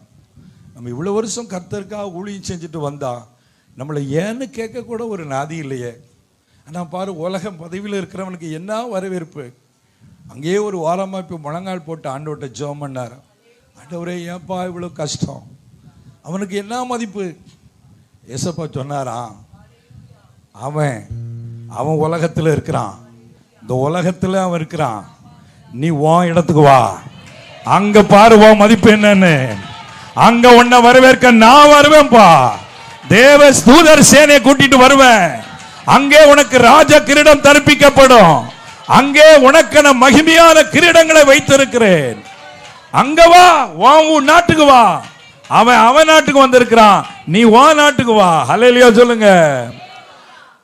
இவ்வுலக பாடு என்னை என்ன செய்திடும், அவ்வுலக வாழ்வை காண காத்திருக்கிறேன். இவ்வுலக பாடு என்னை என்ன செய்திடும், அவ்வுலக வாழ்வை காண காத்திருக்கிறேன். ஆனந்தம் கொள்ளுவேன், அவரை நான் பாடுவேன், உயிருள்ள நாள் வரையில். அல்லேலூயா. ஆனந்தம் கொள்ளுவேன், அவரை நான் பாடுவேன், உயிருள்ள நாள் வரையில். எந்த நாவில் புது பாட்டு எந்த இயேசு தருகிறான். எந்த நாவில் புது பாட்டு எந்த இயேசு தருகிறான். அல்லேலூயா. இன்னைக்கு முழு ஜெபம் மாதிரி போயிரும் போல. அல்லேலூயா. பரவாயில்ல, பயப்படாதீங்க. நான் செவ்வாய் இழுக்கிற பார்ட்டி கிடையாது, என் பேர் சோதனைக்காரன் கிடையாது. அல்லேலூயா. அது சாத்தானுடைய பேர். நான் உங்களை உற்சாகப்படுத்துகிற ஆளு. அல்லேலூயா. அதனால ஆடுகளின் நிலைமையை நன்றாய் அறிந்து கொண்டு இருக்கு. நான் பிரசங்கம் பண்ண படித்த புதுசில் கண்ணை மூடிட்டு தான் பிரசங்கம் பண்ணுவேன், ஏன்னா பார்க்கறதுக்கு கூச்சம். ஆனால் ஒரே ஸ்பீடாக பேசுவேன், மூச்சு விடாமல். அப்போ ஆரம்பத்தில் அப்போ தான் அபிஷேகம்னு நினச்சிக்கிட்டு இருந்தேன். அப்போ கொஞ்ச நேரத்தில் டைட் ஆயிரும், தொண்டை கட்டி ஒரு மாதிரி ஆயிரும். அப்படி ஆன உடனே அந்த சபையில் அந்த உதவி செய்கிற ஆள் இருப்பார்ல, அவர் வந்து ரொம்ப வேர்த்து விருத்திருக்காரு, தண்ணி குடிக்கணும்னு இந்த ஓரமாக தண்ணி வச்சுருக்காரு. நான் தான் கண்ணை மூடிட்டுலாம் பேச பண்ணுறேன். அதனால் ஏசு உன்னை நேசிக்கிறேன்னு இப்படி கை தட்டின பாருங்க, டம்ளர் அங்கே போய் விழுந்துட்டு ஏதோ கடன்னு சத்தம் கட்டிச்சு. சரி, ஏதோ ஒன்று அப்படி நான் என் பாட்டில் செய்தி போகுது. அப்புறம் அவர் இந்த பக்கம் வச்சா தட்டுட்டான்னு கொஞ்சம் பொறுத்து இந்த பக்கம் வச்சிருக்காரு. அவரை பாராட்டணும். இந்த பக்கம் கையை இப்படி தட்டினேன்னா அங்கே போய் விழுந்தது. நான் எதை பற்றி கவலைப்படல, நான் அப்படியே பசங்க போகுது. கூட்டெல்லாம் முடிச்சு போய் சாப்பிட உட்காந்தோம். அவர் என்னை முறைச்சாரு. முறைப்பு மனுஷன் ஐயோ பாவம்னு தண்ணியை வச்சா இங்கே வச்சா தட்டுறான், அங்கே வச்சா தட்டுறான். இவனுக்கு போய் தண்ணியை வச்சான் பாரு. அன்னைக்கு முடிவு பண்ணேன், இனிமே கண்ணை மூடவே கூடாது. அல்லேலூயா. அதனால கண்ணை மூடுனா சிலருக்கு உங்களுக்கு வசதியாக இருக்கும், என்ன தரிசனம்லாம் பார்க்கலாம், 3வது வானத்துக்கு போகலாம், அப்படியே உழலாம். இப்போ அப்படி முடியாது. ஒரு அல்லேலூயா சொல்லுங்க. நான் அப்படியே பார்த்துக்கிட்டே இருப்பேன். யாராவது கண்ணை சொக்குனாங்கன்னா பக்கத்தில் எல்லாரையும் ஒரு தட்டுங்க அப்படிம்பேன், பொட்டுன்னு விழுவோன்னு. ஒரு அல்லேலூயா சொல்லுங்க. ஒருத்தர் சொன்னார், எங்கே தூங்கினாலும் சபையில் தூங்காதன்னார். ஏதுக்கு, ஏன் அப்படி சொல்கிறீங்க? அவர் சொன்னார், ஒரு முறை இப்படி தான் சபையில் தூங்கிட்டே இருந்தாராம். தூங்கினோடனே திடீர்னு பக்கத்தில் உள்ள ஒரு கை தட்டிட்டார் அவரை. இவர் என்னன்னு தெரியாமல் தூக்க மகத்தில் படக்குன்னு எந்திரிச்சு நின்றுட்டார் தூங்கினவர். அந்த நேரம் பாஸ்டர் அறிவிப்பு கொடுக்கிறார், சபை கட்டுமான பணிக்கு 1 லட்சம் கொடுக்க வாக்கு கொடுத்து எழுந்து நிற்கிறதுக்காய் கர்த்தரை சோத்தரிப்போம். அட பாவி, 1 லட்சம் ரூபாய் ஆட்டு போட்டார். அல்லேலூயா, அல்லேலூயா, அல்லேலூயா. அந்த நாள் இன்ப இன்ப இன்ப நாள், எங்கள் இயேசுராஜன் வானில் தோன்றும் நாள். அல்லேலூயா, அல்லேலூயா, அல்லேலூயா, அல்லேலூயா, அல்லேலூயா, அல்லேலூயா. கஷ்டம் நஷ்டப்பட்ட பாடு பறந்து போகுமே, பஞ்சம் பசி தாகமுமே மறைந்து போகுமே. கஷ்டம் நஷ்டம் பட்ட பாடு பறந்து போகுமே, பஞ்ச பசி தாகமுமே மறைந்து போகுமே. வாதை நோய் துன்பமும் வருத்தங்கள் யாவுமே நீங்குமே, நீங்குமே, நீங்குமே. வாதை நோய் துன்பமும் வருத்தங்கள் யாவுமே நீங்குமே, நீங்குமே, நீங்குமே. லாலலா லாலலா லாலலா லாலலா லாலலா லாலலா. அல்லேலூயா, அல்லேலூயா, அல்லேலூயா, அல்லேலூயா, அல்லேலூயா, அல்லேலூயா. ஆட்டுக்குட்டி முன்னே போவார் பாட்டு பாடுவான், பரவசங்கள் சூழ்ந்து மிக ஆட்டமாடுவான். ஆட்டுக்குட்டி பின்னே போவார் பாட்டு பாடுவான், பரவசங்கள் சூழ்ந்து மிக ஆட்டமாடுவான். ஆனந்தம் என்றுமே ஆர்ப்பரிப்போம் அவரையே, ஆனந்தம், ஆனந்தம், ஆனந்தம், ஆனந்தம் என்றுமே ஆர்ப்பரிப்போம் அவரையே, ஆனந்தம், ஆனந்தம், ஆனந்தம். அந்த நாள் இன்ப இன்ப இன்ப நாள், எங்கள் இயேசுராஜன் வானில் தோன்றும் நாள். அல்லேலூயா, அல்லேலூயா, அல்லேலூயா, அல்லேலூயா, அல்லேலூயா, அல்லேலூயா, அல்லேலூயா. காலையில் அந்த ஆராதனையில் சின்ன பாஸ்டர் ஒரு பாட்டு படித்தாங்க. என்ன பாட்டு? சிங்கார மாளிகையில். Super pastor. அப்படியே கொஞ்ச நேரம் நான் மெய் மறந்துட்டேன். அந்த மாளிகையில் நான் போய் உட்கார்ந்த மாதிரி. அல்லேலூயா. அடிக்கடி பரலோக பாட்டை பாடுங்க, பரலோகத்தை அடிக்கடி நினைங்க, உலகத்தை மறங்க, கர்த்தருக்குள்ளே மகிழ்ச்சியா வாழ முடியும். அல்லேலூயா. மறுமையிலையும் 2 வித இடங்கள் இருக்கிறது. நம்ம மரித்த பின்பு ஒரு வாழ்க்கை இருக்குன்னு சொன்னோம் பார்த்தீங்களா, அங்கேயும் 2 இடம் இருக்கு. மத்தேயு 25ஆம் அதிகாரத்தில் 34ஆம் வசனம் சொல்கிறது, கர்த்தர் வலது பக்கத்தில் நிற்பவர்களை பார்த்து சொல்லுவாராம், வாருங்கள் என் பிதாவினால் ஆசீர்வதிக்கப்பட்டவர்களே, உலகம் உண்டானது முதற்கொண்டு உங்களுக்காக ஆயத்தம் பண்ணப்பட்டிருக்கிற ராஜ்யத்தை சுதந்தரித்துக் கொள்ளுங்கள் என்பார். 41ஆம் வசனத்தில் இடது பக்கத்தில் நிற்பவர்களை பார்த்து, சபிக்கப்பட்டவர்களே, என்னை விட்டு பிசாசுக்காகவும் அவன் தூதர்களுக்காகவும் ஆயத்தம் பண்ணப்பட்டிருக்கிற நித்திய அக்கினியிலே போங்க. ஒரு பக்கம் பரலோகம், இன்னொரு பக்கம் நரகம். பிசாசுக்காக நியமிக்கப்பட்ட இடம் நரகம். மனிதனுக்காக தேவன் நரகத்தை உண்டாக்கவில்லை. சிலர் சொல்கிறார்கள், நரகத்தை ஏன் கடவுள் மனுஷனுக்காக உண்டாக்கணும்?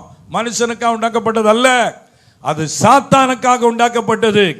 ஆனால் மனிதன் இயேசு வேண்டாம், எனக்கு சாத்தான் தான் வேண்டும் என்று அவனை பின்பற்றுவதனாலே அந்த சாத்தான் நரகத்திற்கு மனிதனை இழுத்து கொண்டு போகிறான்.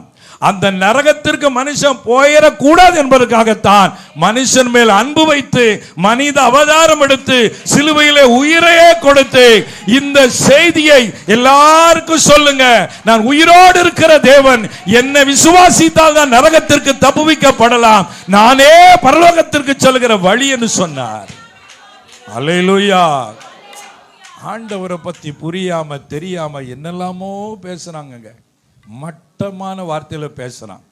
அவங்களை பிரெயின் வாஷ் பண்ணி உண்மையை தெரிய விடாம அப்படியே டைவர்ட் பண்ணி விட்டுட்டாங்க.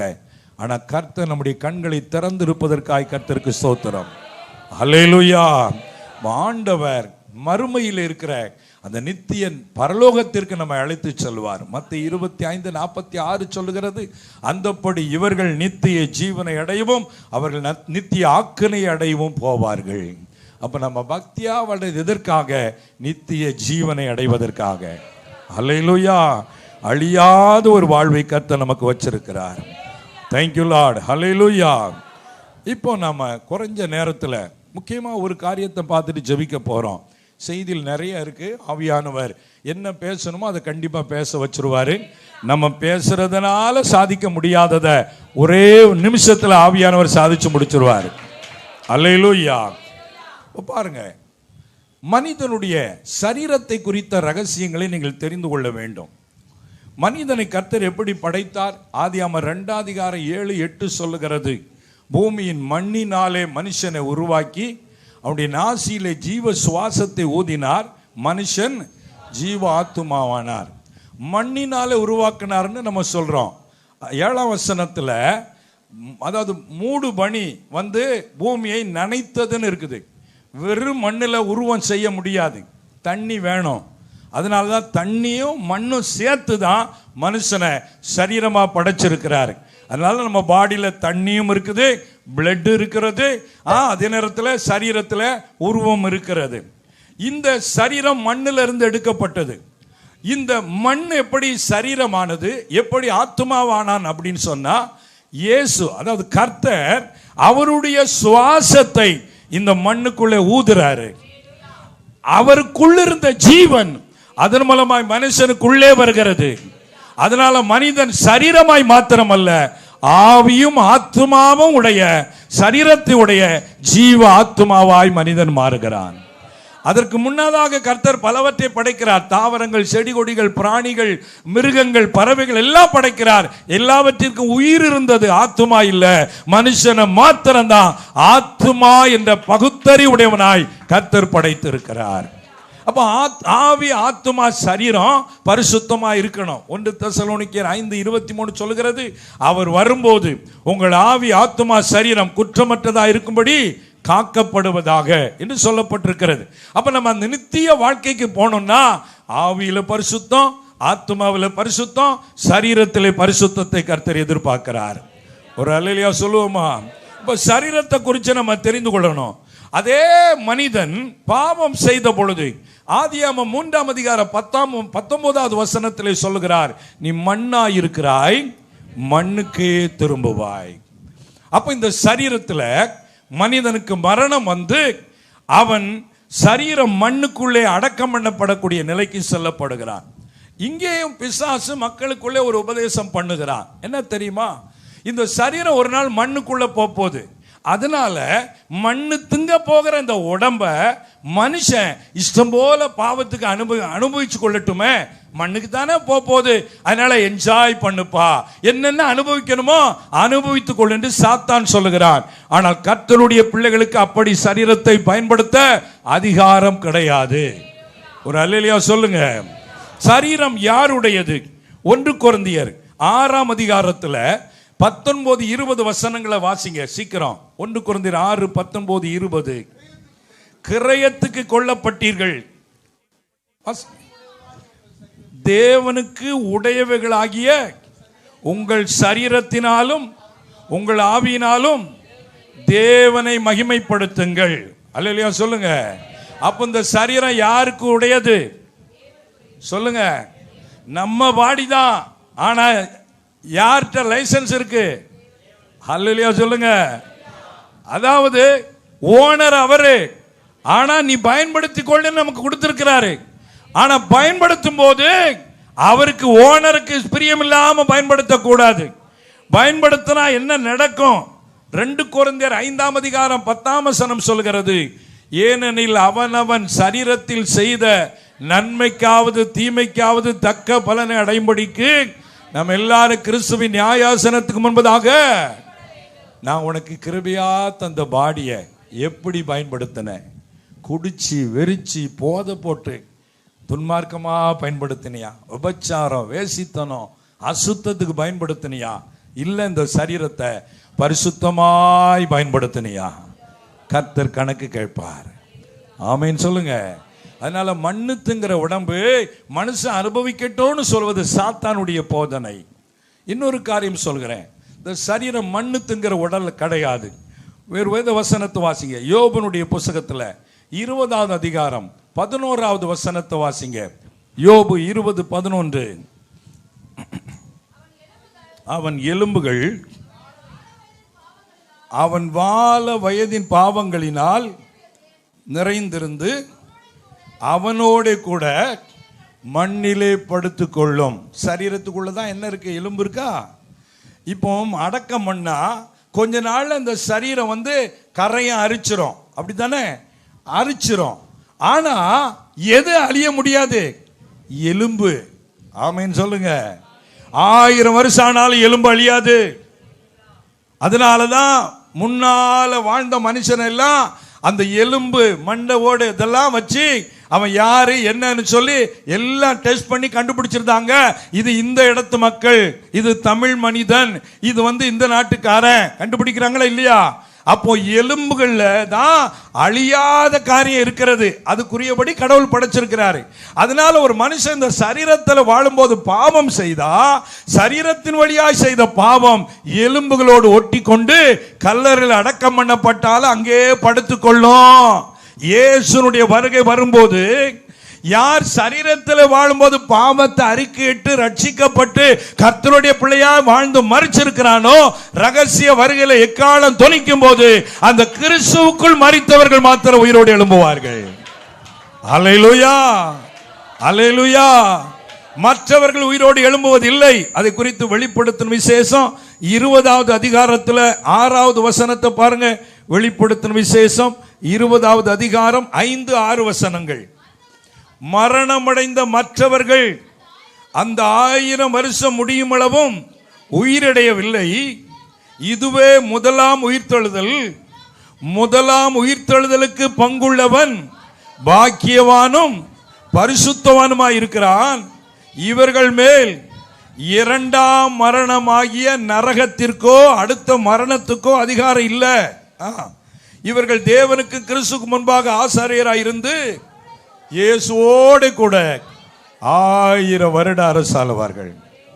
அப்ப நீங்க 1000 வருஷ அரசாட்சியில பங்கு பெறணும், ரகசியவர்கள் எடுத்துக்கொள்ளப்படணும், பரலோகம் போகணும்னா சரீரத்தை எப்படி வச்சிருக்கணும்? அல்லேலூயா. விபச்சாரத்துக்கு விட்டு கொடுத்துடக்கூடாது. குடி, வெறி, பாவம் விட்டு கொடுத்துடக்கூடாது. காரணம் இது தேவன் எனக்கு ஈவாய் தந்த சரீரம். அல்லேலூயா. இந்த ரெவலேஷன்ல நீங்க வாழ்ந்தீங்கன்னா தான் கர்த்தர் உங்க மேல தங்கி இருப்பார். அல்லேலூயா. தேவனுடைய ஆலயமாய் கர்த்தர் நம்ம வச்சிருக்கிறார். இது மண்ணு திங்கிற உடம்பு கிடையாது.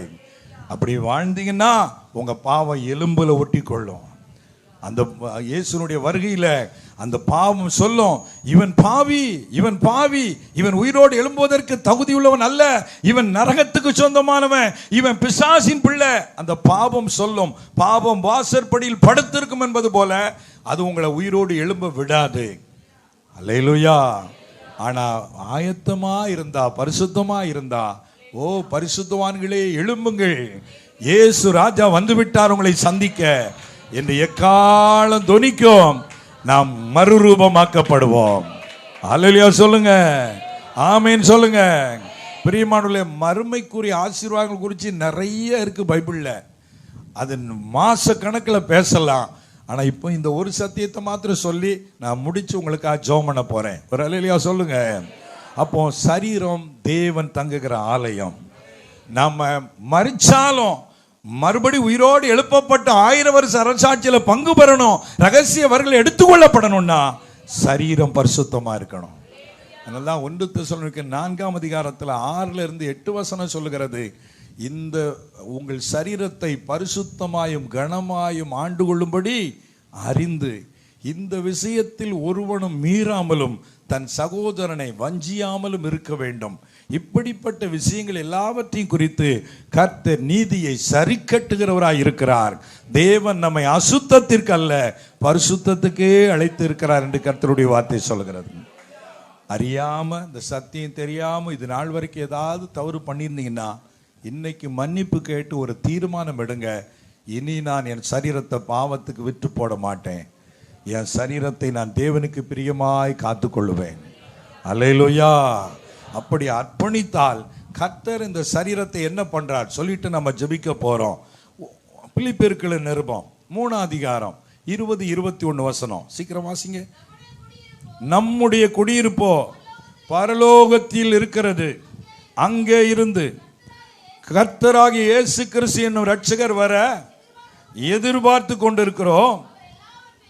அவர் எல்லாவற்றையும் தமக்கு கீழ்ப்படுத்திக் கொள்ளத்தக்க தம்முடைய வல்லமையான செயலின்படியே, அண்டர்லைன் பண்ணணும், நம்முடைய என்ன சரீரம்? அற்பமான சரீரம். ஏன் சொல்ல தெரியுமா?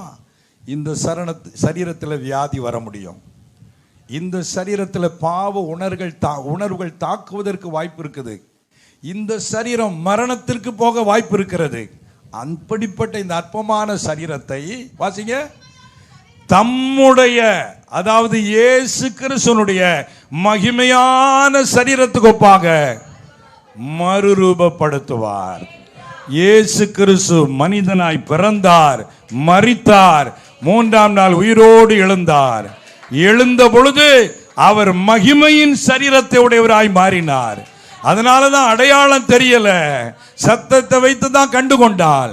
அந்த மகிமையின் சரீரமாய் மாறின பொழுது இயேசு கிறிஸ்துவால பூட்டிய வீட்டுக்குள்ள போக முடிஞ்சது. அல்லேலூயா சொல்லுங்க. ஸ்பிரிச்சுவல் ஃபார்ம்ல கர்த்தர் வந்துட்டாரு, அதே ஃபார்ம்ல அவருடைய பிள்ளைகளாகிய நம்மை கர்த்தர் மாற்ற போறாரு. தேவ பக்தியாய் வாழ்கிற பிள்ளைகளை சரீரத்திலே மறுரூபமாக்க போறாரு. அந்த பாடியில வியாதி கிடையாது, அந்த பாடிக்கு மரணம் கிடையாது, அந்த பாடிக்கு ஒரு கண்ட்ரோல் செக்ஷன் கிடையாது. இங்க இருக்கிற அதே டைம்ல அடுத்த செகண்ட்ல அமெரிக்காவில் நம்ம பாடியால இருக்க முடியும்.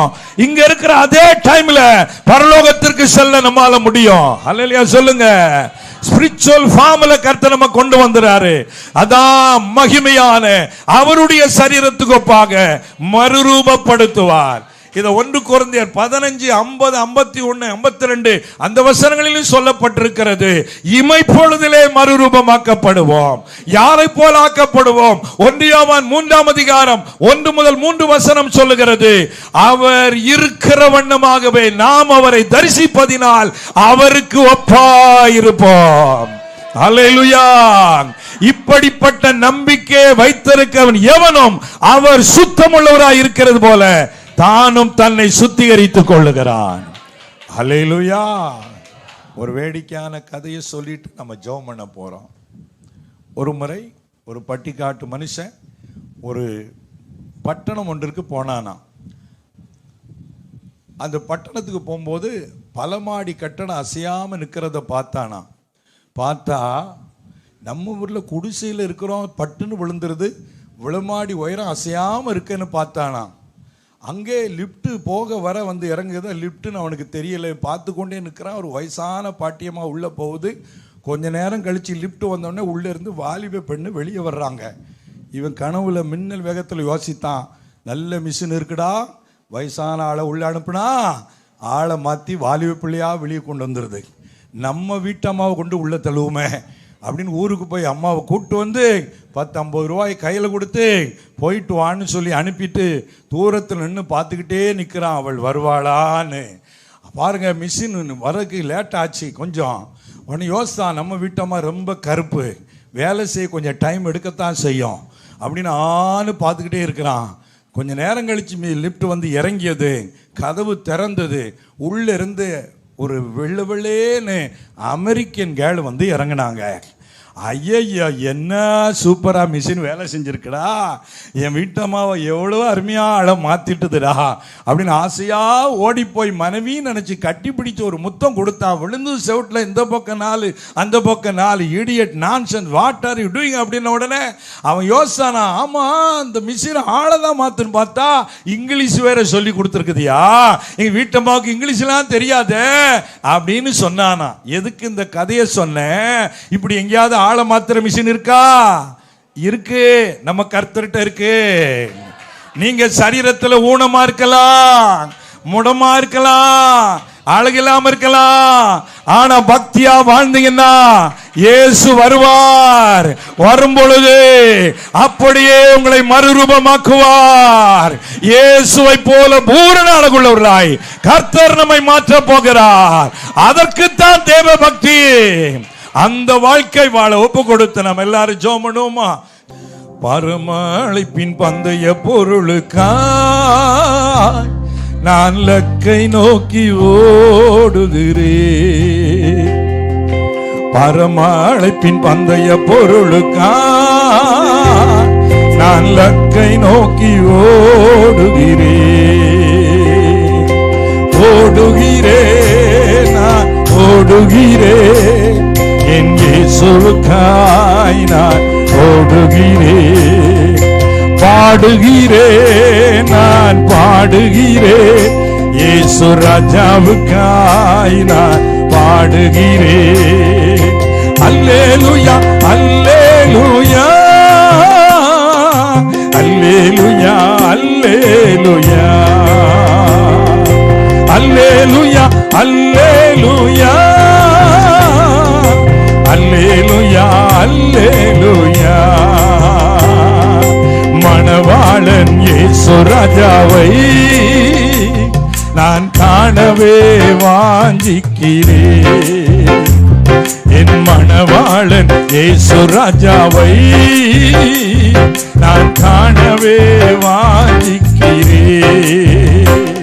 என் ஆசையெல்லாம் என் இயேசுதானே, அவர் பொன்முகம்தான் நான் பார்க்கணுமே. என் ஆசையெல்லாம் என் இயேசுதானே, அவர் பொன்முகம்தான் நான் பார்க்கணுமே. அல்லேலூயா அல்லேலூயா அல்லேலூயா அல்லேலூயா அல்லேலூயா அல்லேலூயா அல்லேலூயா அல்லேலூயா. எத்தனைதான் இடர்கள் வந்தாலும் விசுவாசத்திலே நிலைத்திருப்பேன். ஒரு தீர்மானம் எடுங்க தேவ பிள்ளைகளே, ஒரு தீர்மானம் எடுத்துருங்க. இன்றைக்கு ராத்திரி வேளையில எத்தனை இடர் வந்தாலும் நான் பக்தியாய் வாழுவேன், ஆண்டவர் மேல் விசுவாசமாய் இருப்பேன். உயிர் போகும் வரை என் விசுவாசத்தை விட்டு விலக மாட்டேன். என் இயேசுதான் எனக்கு தேவை.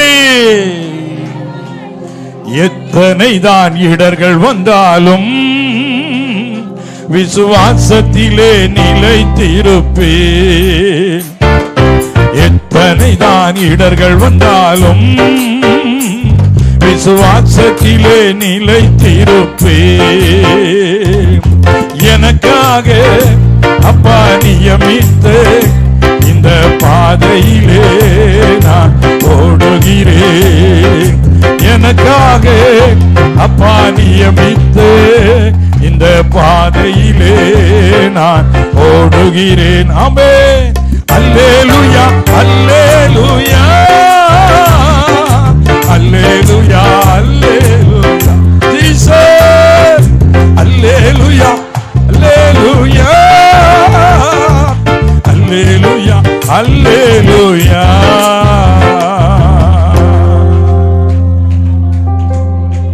நன்றி ராஜா. ஹல்லேலூயா ஹல்லேலூயா. பரலோகம் என்பது மகிமையான இடம், விவரிக்கவே முடியாத இடம். வாழ்க்கையினால அந்த வாழ்க்கையை நீ அடைய வேண்டுமானால் நீ தேவ பக்தியோடு வாழ வேண்டும், விசுவாசத்தோடு வாழ வேண்டும், மனம் திரும்பி கர்த்தருடைய பிள்ளையாய் வாழ வேண்டும். நன்றி ராஜா. கவனிங்க, ஆவியானவர் அசைவாடி கொண்டிருக்கிறார். இதுவரைக்கும் நான் ரட்சிக்கப்பட்ட அனுபவத்தை ஒருவேளை அடையல, நான் இன்னும் ஞானஸ்நானம் எடுக்கல, நான் கொஞ்சம் அறகுறையா இருக்கிறேன்னு வந்திருந்தீங்கன்னா, ஆன்லைன்ல செய்தியில் இதை பார்க்கிறவங்க இருந்தீங்கன்னா, இன்னைக்கு கர்த்தர் உங்களை தேடி வந்திருக்கிறாரு. இன்னைக்கு ஒரு தீர்மானம் எடுங்க, இனி நான் பின்வாங்கி போக மாட்டேன், நான் இனி முன்னோக்கி வருவேன். ஆண்டவரே, மனம் திரும்பி ஏற்றுக்கொள்ள ஒப்பு கொடுக்கிறேன். இயேசுவே, உள்ளத்தில் வாரும், என் பாவங்களை மன்னித்தருளும் அப்பா. நான் அறியாம இதுவரைக்கும் என் சரீரத்தை தவறா பயன்படுத்திட்டேன், என்னை மன்னித்து இறங்கும் ஆண்டவரே. ஜெபம் பண்ணுவீங்களா? ஒப்பு கொடுப்பீங்களா? ஒவ்வொருவரும் ஜெபம் பண்ணுங்க. இந்த சரீரத்தை பாவ ஆள இடம் கொடுக்க கூடாது. தேவன் கிருபையாய் கொடுத்த சரீரம், இதை அசுத்தத்துக்கு விட்டு போடக்கூடாது. அந்தரங்க வாழ்க்கையை சுத்திகரிக்கும்படி கர்த்தர் வந்திருக்கிற அந்த ராத்திரி வேளையில சிலருடைய ரகசிய வாழ்க்கை தேவனுக்கு பிரியமா இல்லை என்று கர்த்தர் சொல்லுகிறார். இந்த ராத்திரி வேளை உன்னை எனக்கு முழுவதுமாய் ஒப்புக்கொடு என் மகளே, என் மகனே, உன் வாழ்வை முழுவதுமாய் எனக்கு தா. கஷ்டம் பாடு என்று பின்வாங்கி போக எண்ணாதே. அந்த துன்பங்களை உனக்கு நன்மைக்கு ஏதுவாய் அனுமதிக்கிற கர்த்தர் நான். உனக்கென நான் நல்ல வாழ்வை இந்த உலகத்திலே வைத்திருக்கிறேன், மறுமையிலே பேரின்ப வாழ்வை வைத்திருக்கிறேன். நன்றி ராஜா. ஹல்லேலூயா. நன்றி ராஜா. அப்படியே ஒரு மகிமை இந்த இடத்தை மூடுறதை நான் பார்க்கிறேன். தேவ தூதர்கள் இங்கே உலாவுகிறதை நான் ஆவியிலே உணர்கிறேன். கர்த்தருடைய பிரசன்னம் இந்த இடத்தை மூடிக்கொண்டிருக்கிறது. பரலோகம் மகிழ்ந்து களிகூறுகிறது. ஒரு பாவி மனம் திரும்பும் போது பரலோகத்தில் மிகுந்த சந்தோஷம் உண்டாகிறது. அபிஷேகத்திற்காய் காத்திருக்கிற பிள்ளைகளை ராத்திரி வேளையிலே கர்த்தர் அபிஷேகம் பண்ண வந்திருக்கிறார். அபிஷேகம் பெறாதவர்களின் அபிஷேகம் ஆண்டவரேன்னு கேளுங்க. இப்போது கர்த்தர் உங்களை அபிஷேகம் பண்ணுகிறார். கர்த்தருடைய மகிமையின் பிரசன்னம் உங்களை மூடுகிறதை பார்க்கிறேன். அவருடைய மகிமையின் பிரசன்னம் உங்கள் மேலே இறங்கி வருகிறது.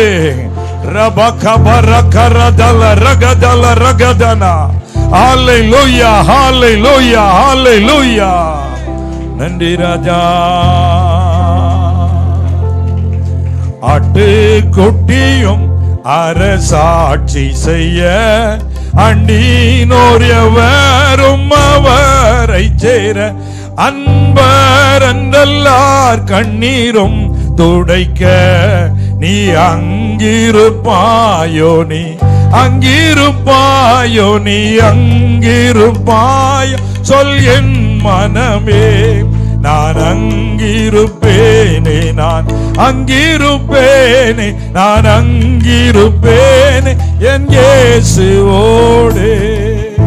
ஒரு தீர்மானம் எடுங்க, வலதுகரம் உயர்த்தி, ஆண்டவரே, நான் அங்கே உம்மோடு கூட இருப்பேன், என்ன அர்ப்பணிக்கிறேன்.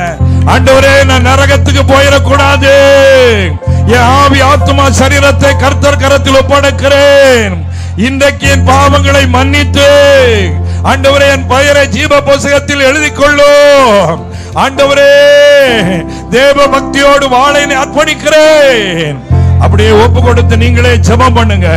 ஆண்டவரே, ஆவி ஆத்துமா சரீரத்தையும் கரத்திலே தருகிறேன். அவரிடத்தில் ஒப்பு கொடுத்ததை அந்நாள் வரைக்கும் காத்துக்கொள்ள அவர் வல்லவராயிருக்கிறார். அவர் உங்களை வழுவாதபடி காக்க வல்லவர். அவர் உங்களை கரம் பிடித்து நடத்துவார். நான் விழுந்துருவேனோன்னு பயப்படாத, கர்த்தர் உன்னை பாதுகாப்பார். கர்த்தர் உன்னை மகிமையாய் வழி நடத்துவார். ஹல்லேலூயா, ஆமென், ஹல்லேலூயா. கரங்களை உயர்த்தி கொஞ்ச காலம் இயேசுவுக்காக கஷ்டப்பாடு சகிப்பதினால் சொல்லுங்க, இன்னல் துன்பம் இன்பமாய் மாறும்.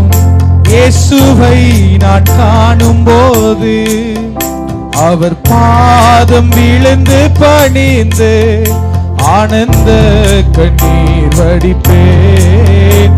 எந்த ஓட்டம் ஜெயத்துடன் முடியும் அந்த நாடு. நல்ல கரங்களை தட்டி எல்லாரும், எந்த ஓட்டம் ஜெயத்துடன் முடியும் அந்த நாடு சுதந்தரிப்பேன். கஷ்டம் கண்ணீர் நிறைந்த உலகை கடந்தென்று நான் மறைவேன். கஷ்டம் கண்ணீர் நிறைந்த உலகை கடந்தென்று நான் மறைவேன். ஜீவ ஊற்றருகே என்னை நடத்தி சென்று தேவன் கண்ணீரை துடைத்திடுவார். ஜீவ ஊற்றருகே என்னை நடத்தி சென்று தேவன் கண்ணீரை. காலம் இயேசுவுக்காக கஷ்டப்பாடு சகிப்பதினால் இன்னல் துன்பம் இன்பமாய் மாறும். இயேசுவை நான் காணும் போது அவர் பாதம் விழுந்து பணிந்து ஆனந்த கண்ணீர் வடிப்பேன். எந்த ஓட்டம் ஜெயத்துடன் முடியும் அந்த நாடு சுதந்தரிப்பேன். இந்த தேகம் அழியும் கூடாரோ, இதை நம்பியார் பிழைப்பார். இந்த தேகம் அழியும் கூடாரோ, இதை நம்பியார் பிழைப்பார். என் பிதாவீட்டு வாசஸ்தலங்கள் உண்டு, இயேசுவோடு நான் குடியிருப்பேன். என் பிதாவீட்டு வாசஸ்தலங்கள் உண்டு. எல்லாரும் நல்ல கரங்களை தட்டி பாடலாமா? வீணைநாதம் வீணைநாதம் தோனித்திடும் மேளம் வரவேற்பு, எனக்கு வரவேற்பு அளிக்கப்படும் உற்சாகமாய் நம்பிக்கையோடு சொல்லுங்களேன். எனக்காக வீணை நாதங்கள் தொழித்து என்னை வரவேற்பார் என் இயேசு. என்னை பேர் சொல்லி இயேசு கூப்பிடுவார், எனக்கு ஆனந்தம் பொங்கிடுமே. என்னை பேர் சொல்லி இயேசு கூப்பிடுவார். இயேசுவே பலியாக காணிக்கையாக படைத்தேனே உமக்காக. பலியாக காணிக்கையாக படைத்தேனே உமக்காக. சொல்லுங்க, என்னை ஏற்றுக்கொள்ளும் இயேசு ஆண்டவரே, ஏழை நான் என்றும் உம்மடிமையே. என்னை ஏற்றுக்கொள்ளும் இந்த வார்த்தையை மறுபடி சொல்லும் பொழுது தேவன் இன்னும் நம்மை ஏற்றுக்கொள்ள வாஞ்சையாய் இருக்கிறார். கரங்களை உயர்த்தி, என்னை ஏற்றுக்கொள்ளும் இயேசு ஆண்டவரே, ஏழை நான் என்றும் எங்களை ஏற்றுக்கொள்ளுங்கப்பா. என்னையே எங்கள் சபையை ஏற்றுக்கொள்ளுங்க, எங்கள் குடும்பத்தை ஏற்றுக்கொள்ளுங்க. தேவனே, நாங்கள் உம் அடிமை. கொஞ்ச காலம் இயேசுவுக்காக கஷ்டப்பாடு சகிப்பதினால் இன்னல் துன்பம் இன்பமாய் மாறும். இயேசுவை நான் காணும் போது அவர் பாதம் விழுந்து பணிந்து ஆனந்த கண்ணீர் வடி. எத்தனை பேர் தயாரா இருக்கீங்க? அவர் பாதம் விழுந்து பணிந்து ஆனந்த கண்ணீர் வடிப்பேன். எந்த ஓட்டம் ஜெயத்துடன். எல்லாரும் என் கூட சேர்ந்து சொல்லுங்க, அந்த நாடு நான் சீக்கிரம் சுதந்திரிக்க போகிறேன். எந்த ஓட்டம் ஜெயத்துடன் முடியும் அந்த நாடு சுதந்திரிப்பேன். எந்த ஓட்டம் ஜெயத்துடன் முடியும். நம்முடைய ஓட்டத்தை ஜெயமாய் முடிய பண்ணும்படியாய், அந்த நாட்டிலே நம்மை சுதந்திரிக்க பண்ணும்படியாய் தேவன் நம்மளை அழைத்து வந்திருக்கிறார். இந்த 3 நாட்கள் தேவன் நம்மை உருவாக்கினபடினால் எல்லாரும் கரங்களை தட்டி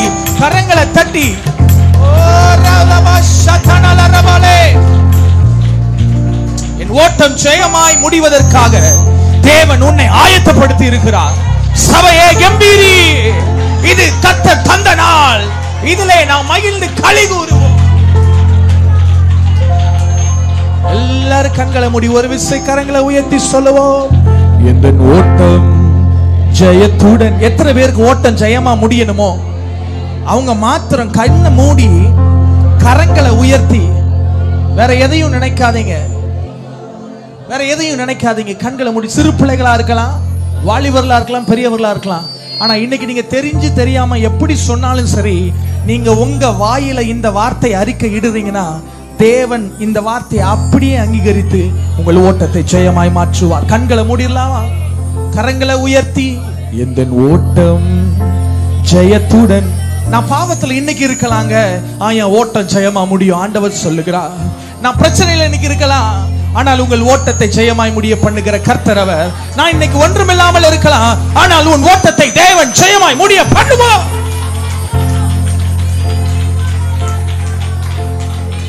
இன்னைக்கு இருக்கிற கவலைய உன் ஓட்டம் முடியும் பொழுது யோசித்து பாருங்கள், அது மகிமையானதா இருக்கும்.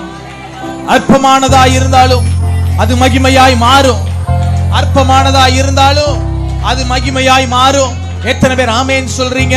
கரங்களை உயர்த்தி, அற்பமான எந்த வாழ்வும் மறுமையாக மாறிடும். அற்பமான எந்த வாழ்வும் அருமையாக மாறிடும். மகிமை மேல் மகிமை அடைந்து மகிமையில் சேர்வே. மகிமை மேல் மகிமை அடைந்து மகிமையில் சேர்வேன். உமது மகிமையில் சேர்வேன். என் வாழ்வின் வழி நீரே, என் பாதையின் ஒளி நீரே. என் வாழ்வின் என் பாதையின் ஒளி நீர். சொல்லுங்க எல்லாரும். எந்த ஆத்தும பல நீரே, என்னை தேற்றிடும் தெய்வம் நீரே. எந்த ஆத்தும பல நீரே, என்னை தேற்றிடும் தெய்வம் நீரே. நல்ல கரங்களை தட்டி, தேவன் இந்த 3 நாட்கள் கூட்டங்களை ஆசீர்வதித்தபடியினால் நல்லா கம்பீரித்து தேவனை சந்தோஷமா மகிமைப்படுத்தலாமா? ஹல்லேலூயா. அவர் நல்லவர். 3 நாள் கூட்டத்தை நமக்கு ஆசீர்வதித்தார். இன்னும் ஒவ்வொரு மாதமும் இந்த மாதிரி கூட்டங்கள் நம்மை உயிர்ப்பிக்க போகுது. எத்தனை பேர் சந்தோஷமா இருக்கிறீங்க? நல்ல 2 கரங்களை உயர்த்தி, 2 கரங்களை உயர்த்தி, எல்லாரும் 2 கரங்களை உயர்த்தி தேவனுக்கு நன்றி செலுத்தலாமா? அப்பா நன்றி அப்பா, 3 நாள் கூட்டத்தை ஆசீர்வதித்தீங்க. உங்களுடைய ஊழியக்காரனை சுகபத்திரமா கொண்டு வந்தீங்க. இந்த 3 நாட்கள் சுகபத்திரமாய் தங்க வைத்தீங்க. ஒரு சேதம் இல்லாம பாதுகாத்தீங்க. எங்களை நீங்க இன்னும் உயிர்ப்பிப்பதற்கு நீர் பயன்படுத்தினீங்க. இன்னும் அநேக லட்ச ஜனங்களுக்கு உயிர்ப்பிப்பதற்கு நீர் பயன்படுத்த போறீங்க. சொல்லுங்களேன், சொல்லி ஜெபிங்க. ஆமென். கர்த்தர் நல்லவர். எப்பொழுதும் மீதியான வேளையை நம்முடைய போதகரவர்கள் நமக்கு வழி நடத்துவார்கள். ஜெப சிந்தையிலே நாம் அமர்ந்திருப்போம். நாம் ஜெபம் பண்ணுவோம். கண்களை மூடி இன்று அருமையான ஒரு வார்த்தையை தேவன் நமக்கு தந்திருக்கிறார். தேவ பக்தி, தேவ பக்தி. இந்த உலகம் தேவ பக்தியின் வேஷத்தை தரித்து திரிகிறது. அதன் பலனை மறுதளித்துக் கொண்டிருக்கிறது. ஆனால் தேவன் நமக்கு கொடுக்கிற தேவ பக்தி, அதன் பலனாகிய பரிசுத்த ஆகுதல். தேவ பக்தியின் பலனே பரிசுத்தமாகுதல், மகிமை அடைதல், நித்திய ராஜ்யத்தை சுதந்தரித்தல், பரலோகத்தின் பாக்கியத்தை பெற்றுக் கொள்ளுதல். அந்த கிருபையை நமக்கு தர அவர் ஆவலோடு இன்று நம்மோடு பேசி இருக்கிறார். யாரெல்லாம் இந்த இயேசுவினிடத்திலே வருகிறார்களோ அத்தனை பேருடைய வாழ்க்கையிலும், யாரெல்லாம் அவர் மேல் பக்தியா இருக்கிறார்களோ அத்தனை பேருடைய பக்திக்கும் ஏற்ற பலனை கொடுக்கிறார். யாரெல்லாம் அவரிடத்தில் வராமல் இருக்கிறார்களோ, ஐயோ அவர்கள் மாயைக்கு உட்பட்டு நித்திய நரகத்துக்கு பங்காளிகளாகிறார்கள். நம்முடைய வலது கரத்தை உயர்த்தி சொல்லுவோம். ஆண்டவரே, எங்க பட்டணத்தில் 8 லட்சம் ஜனங்கள் உண்டு. ஆண்டவரே, ஒருவர் கூட நரகத்துக்கு போக கூடாதப்பா. தேவபக்தியின் வேஷத்தை தரித்து கொண்டு அதன் பலனாகிய பரிசுத்தத்தை மறுதளிக்கிற கூட்டத்துக்காக ஜெபிக்கிறோம். ஆண்டவரே, உம்மை அறியாமல், ஆண்டவரே, உம்மை மறுதளித்துக் கொண்டிருக்கிற கூட்டத்துக்காக ஜெபிக்கிறோம். எங்கள் பட்டணத்தில் உம்மை அறியாமல் வாழ்ந்து கொண்டிருக்கிற குடும்பங்களுக்காக ஜெபிக்கிறோம். ஆண்டவரே கர்த்தாவே, இந்த ராத்திரி வேளையிலே அவர்களுக்காக ஜெபிக்கிறோம். ஆண்டவரே, எங்களுக்காக திரளான ஜனங்களை வைத்திருக்கிறீர். ஆண்டவரே, கேதாரின் ஆடுகளை வைத்திருக்கிறீர். ஆண்டவரே, நெபயோத்தின் கடாக்களை வைத்திருக்கிறீர். இந்த பட்டணத்திலே வைத்திருக்கிறீர். ஆண்டவரே, இயேசு கிறிஸ்துவின் நாமத்தினாலே அவர்கள் எல்லாம் தேவ பக்திக்குள்ளாக பரிசுத்த ஆவியானவர் இழுத்துக் கொள்ளும்படிக்கு, நித்திய ஜீவனை அடையும்படிக்கு, பாவத்தை குறித்து நியாய தீர்ப்பை குறித்து கண்டித்து உணர்த்தும்படிக்கு, ஜீவனுள்ள தேவனே, கிருபை வரமாகிய இயேசு கிறிஸ்துவின் நித்திய ஜீவன் அவர்களுக்கு உண்டாகத்தக்கதாக எங்கள் பட்டணத்துக்காக நாங்கள் ஜெபிக்கிறோம்.